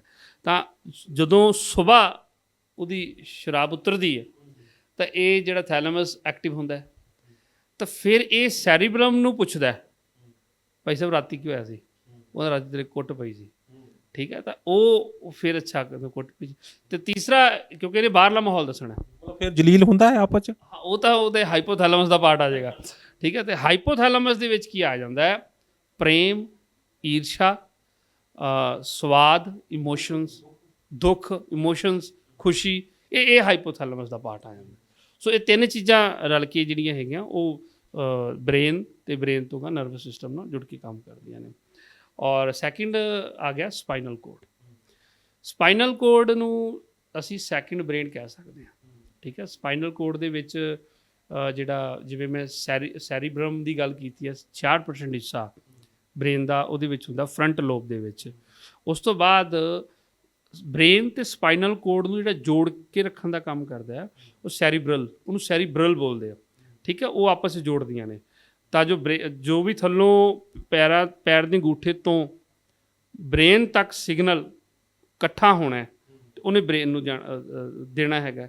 ਉਸ ਤੋਂ ਬਾਅਦ ਬ੍ਰੇਨ ਨੇ ਆਪਣੇ ਕੈਮੀਕਲਸ ਜੋ ਰਿਲੀਜ਼ ਕਰਨੇ ਨੇ ਉਹ ਥੱਲੇ ਤੱਕ ਪਹੁੰਚਾਉਣੇ, ਤੇ ਉਹ ਕਨੈਕਟੀਵਿਟੀ ਬਣਾ ਕੇ ਰੱਖਦੀਆਂ ਨੇ। ਅੱਛਾ, ਸੈਕਿੰਡ ਉਸ ਤੋਂ ਬਾਅਦ ਕੀ ਹੈਗਾ, ਜਿੰਨਾ ਵੀ ਮੈਟਾਬੋਲਿਜ਼ਮ ਦਾ ਕੰਮ ਹੈ ਉਹ ਵੀ ਸੈਰੀਬਰਲ ਕਰਦਾ ਹੈ। ਮੈਟਾਬੋਲਿਜ਼ਮ ਦਾ ਕੰਮ ਹੁੰਦਾ ਸਰੀਰ 'ਚ ਕਿਸੇ ਚੀਜ਼ ਨੇ ਬਣਨਾ ਫਿਰ ਟੁੱਟਣਾ, ਠੀਕ ਹੈ। ਬਹੁਤ ਸਾਰੀਆਂ ਚੀਜ਼ਾਂ ਨੇ, ਜਿਵੇਂ ਆਪਣੇ ਬਾਡੀ ਦੇ ਅੰਦਰ ਹੱਡੀ ਬਣਦੀ ਹੈ, ਠੀਕ ਹੈ, ਬਹੁਤ ਸਾਰੀ ਚੀਜ਼ਾਂ ਨੇ ਆਪਣੇ ਸਰੀਰ ਦੇ ਵਿੱਚ ਲਹੂ ਬਣਦਾ, ਠੀਕ ਹੈ। ਇਹ ਆਪਸੀ ਇੱਕ ਕੈਮੀਕਲੀ ਕੰਬੀਨੇਸ਼ਨ ਨੇ, ਬਹੁਤ ਸਾਰੇ ਵਿਟਾਮਿਨ ਤੇ ਖਣਿਜ ਰਲ ਕੇ ਇੱਕ ਚੀਜ਼ ਨੂੰ ਤਿਆਰ ਕਰਦੇ ਨੇ, ਬਹੁਤ ਸਾਰੇ ਪ੍ਰੋਟੀਨ ਔਰ ਵਿਟਾਮਿਨ ਰਲ ਕੇ ਕੁਛ ਚੀਜ਼ ਨੂੰ ਤਿਆਰ ਕਰਦੇ ਨੇ, ਇਹਨੂੰ ਐਨਾਬੋਲਿਕ ਬੋਲ ਦਿੰਦੇ ਨੇ, ਠੀਕ ਹੈ। ਔਰ ਸੈਕਿੰਡ ਆ ਗਿਆ ਕੈਟਾਬੋਲਿਕ। ਕੈਟਾਬੋਲਿਕ ਦੇ ਵਿੱਚ ਜਿਹੜੀ ਚੀਜ਼ ਨੂੰ ਟੁੱਟਣਾ ਹੈ, ਆਪਾਂ ਫੂਡ ਖਾਧਾ, ਭੋਜਨ ਦੇ ਅੰਦਰ ਕਿ ਟੁੱਟਣਾ, ਠੀਕ ਹੈ, ਅੱਗੇ ਜਾ ਕੇ ਉਹਨੂੰ એનર્ਜੀ 'ਚ ਕਨਵਰਟ ਹੋਣਾ, ਉਹਨੂੰ ਕੈਟਾਬੋਲਿਕ ਕਹਿੰਦੇ। ਔਰ ਐਨਾਬੋਲਿਕ ਤੇ ਕੈਟਾਬੋਲਿਕ ਨੂੰ ਜੇ ਜੋੜ ਦਿੱਤਾ ਜਾਵੇ ਉਹਨੂੰ ਮੈਟਾਬੋਲਿਜ਼ਮ ਬੋਲ ਦਿੰਦੇ, ਠੀਕ ਹੈ। ਤਾਂ ਮੈਟਾਬੋਲਿਜ਼ਮ ਦਾ ਜਿਹੜਾ ਪੂਰੇ ਦਾ ਪੂਰਾ ਜਿਹੜਾ ਪਾਰਟ ਹੈ ਉਹ ਫਿਰ ਸੈਰੀਬਰਲ ਦੇ ਉੱਤੇ ਆਉਂਦਾ ਹੈ, ਇਸੇ ਨੇ ਹੀ ਸਾਰਾ ਉਹ ਐਕਟੀਵਿਟੀ ਕਰਵਾਉਣੀ ਹੁੰਦੀ ਹੈ। ਇਹੀ ਅੱਛਾ, ਜਿਨ੍ਹਾਂ ਦੇ ਐਸਿਡ ਜ਼ਿਆਦਾ ਬਣ ਜਾਂਦਾ, ਐਸਿਡ ਜ਼ਿਆਦਾ ਬਣਦਾ ਜਾਂ ਇੰਡਾਈਜੈਸ਼ਨ ਹੈ, ਕੁਛ ਚੀਜ਼ ਪਚਦੀ ਨਹੀਂ, ਠੀਕ ਹੈ, ਉਹ ਵੀ ਨਰਵਸ ਤੰਤਰ ਨਾਲ ਜੁੜਿਆ ਹੁੰਦਾ ਰੋਗ ਹੁੰਦਾ, ਠੀਕ ਹੈ। ਫੀਵਰ ਹੁੰਦਾ, ਫੀਵਰ ਦੇ ਵਿੱਚ ਨਰਵਸ ਤੰਤਰ ਹੀਟ ਕਰ ਜਾਂਦਾ, ਠੀਕ ਹੈ, ਉਹ 'ਚ ਗਰਮੈਸ਼ ਪੈਦਾ ਹੋ ਜਾਂਦੀ ਹੈ। ਤਾਂ ਹੀਟ ਕੌਣ ਪੈਦਾ ਕਰ ਰਿਹਾ, ਹਾਈਪੋਥੈਲਮਸ ਹੀਟ ਪੈਦਾ ਕਰਦਾ ਹੈ, ਠੀਕ ਹੈ। ਹਾਈਪੋਥੈਲਮਸ ਨਰਵਸ ਸਿਸਟਮ ਦਾ ਹੀ ਗਲੈਂਡ ਹੈ, ਠੀਕ ਹੈ। ਤਾਂ ਉਹ ਹੀਟ ਪੈਦਾ ਕਰਕੇ ਬਾਡੀ ਤੋਂ ਦੇ ਵਿੱਚੋਂ ਸਾਰੀ ਚੀਜ਼ ਨੂੰ ਬਾਹਰ ਕੱਢਦਾ, ਠੀਕ ਹੈ। ਤਾਂ ਅਗਰ ਉਹ ਆਪਣਾ ਕੰਮ ਨਾ ਕਰੇ ਤਾਂ ਹੀਟ ਨਹੀਂ ਪੈਦਾ ਹੋਏਗੀ। ਲੇਕਿਨ ਫੀਵਰ ਜਿਹੜਾ ਜਿਸ ਬੈਕਟੀਰੀਆ ਕਰਕੇ ਹੋਇਆ, ਜਿਸ ਵਾਇਰਸ ਕਰਕੇ ਹੋਇਆ, ਬੰਦੇ ਦੀ ਮੌਤ ਹੋ ਜਾਏਗੀ, ਠੀਕ ਹੈ। ਇਸੇ ਕਰਕੇ ਹੀਟ ਪੈਦਾ ਕਰਕੇ ਉਹਨੂੰ ਬਰਨ ਕਰਨ ਦੀ ਕੋਸ਼ਿਸ਼ ਕਰਦਾ ਨਰਵਸ ਤੰਤਰ। ਔਰ ਫੀਵਰ ਜਿਹਨੂੰ ਜ਼ਿਆਦਾ ਰਹਿੰਦਾ ਉਹਦਾ ਨਰਵਸ ਸਿਸਟਮ ਉਦੋਂ ਵੀਕ ਹੁੰਦਾ ਹੈ। ਬਹੁਤ ਸਾਰੇ ਪੇਸ਼ੈਂਟ ਸਾਡੇ ਕੋਲ ਆਉਂਦੇ, ਅਸੀਂ ਉਹਨਾਂ ਨੂੰ ਰੈਮਡੀਜ਼ ਦਿੰਦੇ ਹਾਂ, ਠੀਕ ਹੈ, ਤਾਂ ਉਹ ਰੈਮਡੀਜ਼ ਵਿੱਚ ਕੁਝ ਅਪਲਾਈ ਕਰਨ ਵਾਸਤੇ ਅਸੀਂ ਦਿੰਦੇ ਹਾਂ, ਠੀਕ ਹੈ, ਤਾਂ ਉਹ ਅਸੀਂ ਫਿਰ ਉਹਨੂੰ ਕਹਿੰਦੇ ਜੀ ਤੁਸੀਂ ਸਪਾਈਨਲ ਕੋਰਡ 'ਤੇ ਲਗਾਉਣੀ ਹੈ। ਤਾਂ ਅੱਛਾ ਉਹ ਸੋਚਣ ਲੱਗ ਪੈਂਦਾ ਜੀ ਮੈਨੂੰ ਹੈ ਤਾਂ ਬੁਖਾਰ, ਤੇ ਰੀੜ੍ਹ ਦੀ ਹੱਡੀ 'ਤੇ ਕਿਉਂ ਲਗਾ ਰਹੇ ਨੇ, ਜਾਂ ਤਾਂ ਮੱਥੇ 'ਤੇ ਲਗਾਉਣ ਲਈ ਦਿੰਦੇ, ਜਾਂ ਇਹ ਪੇਟ 'ਤੇ ਛਾਤੀ 'ਤੇ ਲਗਾਉਣ ਲਈ ਦਿੰਦੇ, ਪੇਟ 'ਤੇ ਲਗਾਉਣ ਦਿੰਦੇ। ਹੁਣ ਐਕਚੁਅਲ 'ਚ ਫੀਵਰ ਨਰਵਸ ਤੰਤਰ ਦਾ ਹੀ ਇੱਕ ਹਿੱਸਾ ਹੁੰਦਾ, ਤਾਂ ਜਦੋਂ ਫੀਵਰ ਉਤਰ ਨਹੀਂ ਰਿਹਾ, ਇਹਦਾ ਮਤਲਬ ਤੁਹਾਡਾ ਨਰਵਸ ਤੰਤਰ ਹੀਟ ਕਰ ਰਿਹਾ ਜ਼ਿਆਦਾ, ਉਹ ਠੰਡਾ ਨਹੀਂ ਹੋ ਰਿਹਾ, ਤਾਂ ਉਹਦੇ ਵਿੱਚ ਫਿਰ ਅਸੀਂ ਉਹਨੂੰ ਨਿਊਟਰਲ ਕਰਨ ਵਾਸਤੇ ਜੋ ਸਾਡੀਆਂ ਰੈਮਡੀਜ਼ ਨੇ ਉਹ ਅਸੀਂ ਅਪਲਾਈ ਕਰ ਲਈ ਦਿੰਦੇ ਹੈਗੇ। ਸੋ ਸੈਕਿੰਡ ਬ੍ਰੇਨ ਦੇ ਉੱਤੇ ਆਪਾਂ ਆ ਗਏ ਸੀ ਸਪਾਈਨਲ ਕੋਰਡ ਦੇ ਉੱਪਰ। ਤਾਂ ਸਪਾਈਨਲ ਕੋਰਡ ਸਾਡੇ ਸਰੀਰ ਦਾ ਦੂਸਰਾ ਦਿਮਾਗ ਕਿਉਂ ਕਿਹਾ ਜਾਂਦਾ ਹੈ? ਕਿਉਂਕਿ ਜਦੋਂ ਸਾਡਾ ਬ੍ਰੇਨ ਬਿਜ਼ੀ ਹੁੰਦਾ ਹੈ ਤਾਂ ਉਹਨੇ ਜਿਹੜਾ ਆਪਣੀ ਦੂਸਰੀ ਜ਼ਿੰਮੇਵਾਰੀ ਆ ਉਹ ਸਪਾਈਨਲ ਕੋਰਡ ਨੂੰ ਦੇਣੀ ਹੁੰਦੀ ਹੈ। ਸਪਾਈਨਲ ਕੋਰਡ ਦੇ ਵਿੱਚ 31 ਪੇਅਰ ਨੇ ਵਰਟੀਬਰਾ ਦੇ, ਮਤਲਬ 62 ਜਿਹੜੀਆਂ ਨਰਵਜ਼ ਜਿਹਨੂੰ ਕਹਿ ਲਓਗੇ ਤੁਸੀਂ, ਔਰ ਬ੍ਰੇਨ ਦੀਆਂ 12 ਪੇਅਰ ਨਰਵਜ਼ ਹੁੰਦੀਆਂ ਨੇ। ਬ੍ਰੇਨ ਦੀਆਂ 12 ਨਰਵਜ਼ ਮਤਲਬ 12 ਪੇਅਰ, ਔਰ ਸਪਾਈਨਲ ਕੋਰਡ ਦੀਆਂ 31 ਪੇਅਰ ਨਰਵਜ਼, ਇਸ ਦੋਨੇ ਜੁੜ ਕੇ ਫਿਰ ਸਾਡੇ ਸਰੀਰ ਦੇ ਵਿੱਚ ਸਿਗਨਲ ਨੂੰ ਪਾਸ ਆਊਟ ਕਰਨ ਦਾ ਔਰ ਕਮਿਊਨੀਕੇਸ਼ਨ ਕਰਨ ਦਾ, ਹਰ ਐਕਟੀਵਿਟੀ ਨੂੰ ਨੋਟ ਕਰਨ ਦਾ, ਤੁਹਾਡੇ ਸਰੀਰ ਦੇ ਕਿਹੜੇ ਹਿੱਸੇ 'ਤੇ ਕੀ ਘਟ ਰਿਹਾ ਉਹ ਸਿਗਨਲ ਬ੍ਰੇਨ ਨੂੰ ਆਉਣਾ, ਬ੍ਰੇਨ ਤੋਂ ਫਿਰ ਥੱਲੇ ਜਾਣਾ, ਠੀਕ ਹੈ, ਕਿੱਥੇ ਉਹਨੇ ਪੇਨ ਪੈਦਾ ਕਰਨੀ ਆ, ਕਿੱਥੇ ਬਲੱਡ ਨਿਕਲ ਰਿਹਾ ਤੇ ਨੇ ਉੱਥੇ ਕੀ ਭੇਜਣਾ ਹੈ, ਉਹ ਸਾਰੀ ਐਕਟੀਵਿਟੀਜ਼ ਨਰਵਸ ਤੰਤਰ ਸੰਭਾਲਦਾ ਹੈਗਾ, ਠੀਕ ਹੈ। ਤਾਂ ਉਹ ਜਦੋਂ ਸਾਡਾ ਬ੍ਰੇਨ ਬਿਜ਼ੀ ਹੋ ਜਾਂਦਾ, ਹੁਣ ਇਹ ਤਾਂ ਹੈ ਨਹੀਂ ਕਿ ਤੁਸੀਂ ਫੋਰ ਐਗਜ਼ਾਮਪਲ ਤੁਸੀਂ ਕੁਝ ਪੜ੍ਹ ਰਹੇ ਹੋ ਜਾਂ ਕੁਝ ਲਿਖ ਰਹੇ ਹੋ, ਉੱਥੇ ਤੁਹਾਡਾ ਪੂਰਾ ਸਰੀਰ ਤੇ ਬ੍ਰੇਨ ਉੱਥੇ ਵਿਅਸਤ ਹੋ ਗਿਆ। ਅੱਛਾ, ਉਸ ਤੋਂ ਇਲਾਵਾ ਵੀ ਅਸੀਂ ਜਦੋਂ ਇਹਦੇ ਬਾਰੇ ਪੜ੍ਹ ਰਹੇ ਸੀ, ਇਹਦੇ ਬਾਰੇ R&D ਕਰ ਰਹੇ ਸੀ, ਤਾਂ ਮੈਂ ਥੈਂਕਸ ਕਰ ਰਿਹਾ ਸੀ, ਰੱਬ ਦਾ ਧੰਨਵਾਦ ਕਰ ਰਿਹਾ ਸੀ, ਕਿੰਨਾ ਜ਼ਬਰਦਸਤ ਉਹ ਸਾਇੰਟਿਸਟ ਹੈ, ਇੰਜੀਨੀਅਰ ਹੈ, ਐਡੀ ਜ਼ਬਰਦਸਤ ਮੈਕੈਨਿਜ਼ਮ ਬਣਾਇਆ ਉਹਨੇ। ਕਿਵੇਂ? ਬ੍ਰੇਨ, ਆਪਾਂ ਕਹਿੰਦੇ ਜੀ ਬ੍ਰੇਨ ਸਾਡਾ ਸਾਰਾ ਖਿਆਲ ਰੱਖਦਾ, ਬ੍ਰੇਨ ਵੀ ਬਿਜ਼ੀ ਹੋ ਗਿਆ, ਉਹਨੇ ਉੱਥੇ ਵੀ ਸੋਚਿਆ ਹੋਇਆ ਵੀ ਜੇ ਇਹਦਾ ਬ੍ਰੇਨ ਵੀ ਬਿਜ਼ੀ ਹੋ ਜਾਏ ਤਾਂ ਇਹ ਕਿਵੇਂ ਬਚੇਗਾ, ਤਾਂ ਉਹਨੇ ਉੱਥੇ ਵੀ ਸੋਚਿਆ ਹੈ, ਉੱਥੇ ਕੰਮ ਕਰਨ ਵਾਸਤੇ ਉਹਨੇ ਸਪਾਈਨਲ ਕੋਰਡ ਦੇ ਜਿਹੜੇ 31 ਪੇਅਰ ਨੇ, ਠੀਕ ਹੈ, ਵਰਟੀਬਰਾ ਦੇ, ਮਤਲਬ 62 ਨਰਵਜ਼ ਜਗਾ ਕੇ ਰੱਖਦਾ ਉਹ। ਬ੍ਰੇਨ ਤੁਹਾਡਾ ਕੁਝ ਪੜ੍ਹ ਰਿਹਾ ਹੈ, ਲਿਖ ਰਿਹਾ ਹੈ, ਬਿਜ਼ੀ ਹੈ, ਤਾਂ ਤੁਹਾਡੀਆਂ ਨਰਵਸ ਸਪਾਈਨਲ ਕੋਰਡ ਦੀਆਂ 62 ਜਿਹੜੀਆਂ ਨਰਵਜ਼ ਨੇ, ਠੀਕ ਆ, ਉਹ ਜਾਗਦੀਆਂ ਨੇ। ਇਹੀ ਰੀਜ਼ਨ ਹੁੰਦਾ ਹੈ ਕਿ ਜਦੋਂ ਤੁਸੀਂ ਪੜ੍ਹ ਰਹੇ ਹੋ ਜਾਂ ਕਿਤੇ ਇਕਾਗਰ ਮਨ ਦੇ ਨਾਲ ਕੁਝ ਕਰ ਰਹੇ ਹੋ, ਤੁਹਾਨੂੰ ਪਿੱਛੋਂ ਦੀ ਕੋਈ ਲਾ ਕੇ ਹਿਲਾ ਦੇਵੇ ਜਾਂ ਹੱਥ ਵੀ ਲਗਾ ਦੇ, ਤੁਸੀਂ ਇਸ ਤਰ੍ਹਾਂ ਝਟਕਾ ਲੈਂਦੇ ਹੋ, ਉਹ ਝਟਕੇ ਦਾ ਕੰਮ ਕੌਣ ਕਰ ਰਿਹਾ ਹੁੰਦਾ ਹੈ? ਸਪਾਈਨਲ ਕੋਰਡ ਕਰ ਰਹੀ ਹੁੰਦੀ ਹੈ, ਕਿਉਂਕਿ ਇਹਨੇ ਤੁਹਾਨੂੰ ਸਾਵਧਾਨ ਕਰਤਾ ਵੀ ਕੋਈ ਆ ਗਿਆ। ਹੁਣ ਇੰਨਾ ਉਹਦਾ ਕੰਮ ਨਹੀਂ ਹੁੰਦਾ, ਇੰਨੀ ਉਹਨੂੰ ਸੈਂਸ ਨਹੀਂ ਹੈ ਕਿ ਕੌਣ ਆ ਗਿਆ, ਵੀ ਇਸ ਬੰਦੇ 'ਤੇ ਆਉਣ 'ਤੇ ਮੈਂ ਝਟਕਾ ਲੈਣਾ ਸੀ ਜਾਂ ਨਹੀਂ ਲੈਣਾ ਸੀ, ਬਟ ਉਹਨੂੰ ਬ੍ਰੇਨ ਨੇ ਕਿਸ ਡਿਊਟੀ 'ਚ ਲਾਇਆ, ਭਾਈ ਜਦੋਂ ਤੋਂ ਕੋਈ ਆਇਆ ਨਾ, ਥੋੜ੍ਹੀ ਜਿਹੀ ਹਰਕਤ ਹੋਈ, ਤੂੰ ਉੱਥੇ ਐਕਸ਼ਨ ਲੈਣਾ, ਤੇ ਉਹਨੇ ਐਕਸ਼ਨ ਲੈ ਲਿਆ। ਆਪਾਂ ਕਹਿੰਦੇ ਜਾ ਯਾਰ, ਡਰਾ ਹੀ ਦਿੱਤਾ ਜੀ, ਹੈ ਨਾ, ਆਪਾਂ ਕਹਿ ਦਿੰਦੇ ਉਹ ਡਰਾਉਣ ਵਾਲਾ ਜਿਹੜਾ ਕੰਮ ਹੈ ਨਾ, ਉਹ ਸਪਾਈਨਲ ਕੋਰਡ ਦਾ ਹੈ। ਔਰ ਉਹ ਲਗਾ ਲਓ 62 ਗਾਰਡ ਜਿਹੜੇ ਨੇ, ਉਹ ਜਦੋਂ ਸਾਡਾ ਬ੍ਰੇਨ ਵੀ ਵਿਅਸਤ ਹੁੰਦਾ ਉਦੋਂ ਵੀ ਉਹ ਕੰਮ ਕਰਦੇ ਨੇ। ਸੋ ਨਰਵਸ ਤੰਤਰ ਦਾ ਬਹੁਤ ਹੀ ਵੱਡਾ ਰੋਲ ਹੈ, ਔਰ ਇੰਨੀ ਜ਼ਬਰਦਸਤ ਹੀਲਿੰਗ ਪਾਵਰ ਆ ਬਾਡੀ ਦੇ ਅੰਦਰ, ਇੰਨੀ ਜ਼ਬਰਦਸਤ ਡਿਜ਼ਾਈਨਿੰਗ ਹੈ ਇਹਦੀ, ਮਤਲਬ ਜਿਵੇਂ ਜਿਵੇਂ ਇਹਦੇ ਬਾਰੇ ਪੜ੍ਹਦੇ ਜਾਈਦਾ ਉਵੇਂ ਉਵੇਂ ਇੰਟਰਸਟ ਹੋਰ ਕ੍ਰੀਏਟ ਹੋਈ ਜਾਂਦਾ, ਹੋਰ ਮਜ਼ਾ ਆਉਂਦਾ ਉਸ ਚੀਜ਼ 'ਚ, ਔਰ ਫਿਰ ਥੈਂਕਸ ਕਰਨ ਨੂੰ ਮਨ ਕਰਦਾ, ਔਰ ਫਿਰ ਦਿਮਾਗ 'ਚ ਆਉਂਦੀ ਹੈ ਵੀ ਇਹ ਗੱਲ ਆਮ ਪਬਲਿਕ ਨੂੰ ਸਮਝਾ ਦੇਣੀ ਚਾਹੀਦੀ ਹੈ। ਰੀਜ਼ਨ ਕੀ ਹੈ? ਰੀਜ਼ਨ ਇਹ ਕਿ ਅਸੀਂ ਬੜੇ ਆਰਾਮ ਨਾਲ ਕਹਿ ਦਿੰਦੇ ਕਿ ਮੈਨੂੰ ਰੱਬ ਨੇ ਦਿੱਤਾ ਕੀ, ਠੀਕ ਹੈ, ਅਤੇ ਮੈਂ ਕਹਿੰਦਾ ਵੀ ਇੰਨਾ ਤੰਤਰ, ਇੰਨਾ ਮਹਿੰਗਾ ਤੰਤਰ ਜਿਹਦਾ ਪੈਸੇ ਨਾਲ ਵੀ ਨਹੀਂ ਵਾਪਸ ਆਉਣਾ, ਉਹਨੇ ਸਾਨੂੰ ਡਿਜ਼ਾਈਨ ਕਰਕੇ ਇਹ ਬੋਡੀ ਦਿੱਤੀ, ਉਹਦੇ ਵਿੱਚ ਫਿਰ ਸਾਨੂੰ ਉਹਨੇ ਸਾਡੀ ਰੂਹ ਫੂਕੀ ਹੈ, ਫਿਰ ਜਾ ਕੇ ਅਸੀਂ ਸਾਰਾ ਇਹਨੂੰ ਯੂਜ਼ ਕਰ ਪਾ ਰਹੇ ਹੈਗੇ ਹਾਂ, ਤਾਂ ਉਹਨੇ ਸਾਨੂੰ ਬਹੁਤ ਕੁਝ ਦਿੱਤਾ ਹੈਗਾ। ਹਾਂ, ਜਿਹਨੂੰ ਅਸੀਂ ਯੂਜ਼ ਕਰ ਲਈ ਸਾਡੀ ਤਾਕਤ ਬਣ ਜਾਂਦਾ। ਸੋ ਨਰਵਸ ਤੰਤਰ ਬੜੀ ਪਾਵਰਫੁਲ ਚੀਜ਼ ਹੈ। ਇਸ ਤੋਂ ਇਲਾਵਾ ਜਿੰਨੇ ਵੀ ਸਿਗਨਲ ਪੈਰਾਂ ਦੀ ਤਲੀ ਤੱਕ, ਪੈਰ ਦੀ ਤਲੀ ਤੋਂ ਲੈ ਕੇ ਬ੍ਰੇਨ ਤੱਕ, ਉਹਦਾ ਆਵਣ ਜਾਵਣ ਦਾ ਜਿਹੜਾ ਕੰਮ ਹੈ, ਉਹ ਸਾਰਾ ਇਹਦਾ ਨਰਵਸ ਤੰਤਰ ਦੇ ਰਾਹੀਂ ਹੀ ਹੁੰਦਾ ਹੈ। ਇਹ ਬੜੇ ਵਿਸਥਾਰ ਦੇ ਨਾਲ ਤੁਸੀਂ ਸਮਝਾਇਆ ਕਿ ਨਰਵਸ ਸਿਸਟਮ ਹੁੰਦਾ ਕੀ ਹੈ, ਕਿਸ ਤਰੀਕੇ ਨਾਲ ਇਹ ਕੰਮ ਕਰਦਾ, ਕਿਸ ਤਰੀਕੇ ਨਾਲ ਇਹ ਬੰਦੇ ਨੂੰ ਡਰਾ ਵੀ ਦਿੰਦਾ ਅਤੇ ਦਿਮਾਗ ਦਾ ਕੰਮ ਵੀ ਕਰਦਾ ਹੈਗਾ, ਇਹ ਸਿਗਨਲ ਦਾ ਕੰਮ ਕਰਦਾ ਹੈਗਾ। ਹੁਣ ਇਹ ਵੀ ਨਰਵਸ ਸਿਸਟਮ ਦੇ ਵਿੱਚ ਜਿਹੜੀਆਂ ਉਹ ਖਰਾਬੀ ਆਉਂਦੀ ਕਿਉਂ ਹੈ, ਕਿੰਨੇ ਤਰ੍ਹਾਂ ਦੀਆਂ ਖਰਾਬੀਆਂ ਆਉਂਦੀਆਂ ਨੇ, ਅਤੇ ਜਦੋਂ ਖਰਾਬੀ ਆਉਂਦੀ ਹੈ ਅਤੇ ਉਦੋਂ ਫਿਰ ਸਰੀਰ ਦੇ ਵਿੱਚ ਕਿੱਦਾਂ ਦੇ ਬਦਲਾਅ ਆਉਂਦੇ ਨੇ? ਇਹਦੀ ਖਰਾਬੀ ਦੇ ਜਿਹੜੇ ਸਿੰਪਟਮਸ ਨੇ, ਲੱਛਣ ਨੇ, ਉਹ ਇਹ ਹੁੰਦਾ ਕਿ ਤੁਹਾਡੇ ਹੱਥ ਪੈਰ ਸੌ ਰਹੇ ਨੇ, ਠੀਕ ਹੈ, ਜਾਂ ਤੁਹਾਡਾ ਇੱਕ ਹੱਥ ਸੌ ਰਿਹਾ ਹੈ, ਜਾਂ ਇੱਕ ਲੱਤ ਸੌ ਰਹੀ ਹੈ, ਪੈਰ ਸੌ, ਹਾਂ, ਆਮ ਕੁਝ ਵੀ ਨਹੀਂ ਕੀਤਾ ਤਾਂ ਵੀ ਸੌਂ ਗਿਆ, ਬਿਲਕੁਲ ਤਾਂ ਵੀ ਸੌ ਰਿਹਾ, ਤਾਂ ਇਟ ਮੀਨਸ ਤੁਹਾਡਾ ਨਰਵਸ ਸਿਸਟਮ ਵੀਕ ਹੈ। ਠੀਕ ਹੈ, ਤੁਹਾਨੂੰ ਬੋਲਣ 'ਚ ਪ੍ਰੋਬਲਮ ਆ ਰਹੀ ਹੈ, ਇਹ ਵੀ ਨਰਵਸ ਤੰਤਰ ਦਾ ਡਿਸਆਰਡਰ ਹੈ। ਤੁਸੀਂ ਭੁੱਲ ਜਾਂਦੇ ਹੋ, ਮੈਮਰੀ ਲਾਸ, ਇਹ ਵੀ ਨਰਵਸ ਤੰਤਰ ਦਾ ਡਿਸਆਰਡਰ ਹੈ। ਠੀਕ ਹੈ, ਤੁਹਾਨੂੰ ਬੁਖਾਰ ਬਹੁਤ ਜ਼ਿਆਦਾ ਰਹਿੰਦਾ ਹੈ, ਇਹ ਵੀ ਨਰਵਸ ਤੰਤਰ ਦਾ ਡਿਸਆਰਡਰ ਹੈ। ਡਿਪਰੈਸ਼ਨ, ਇਹ ਵੀ ਨਰਵਸ ਤੰਤਰ ਦਾ ਹੀ ਡਿਸਆਰਡਰ ਹੈ।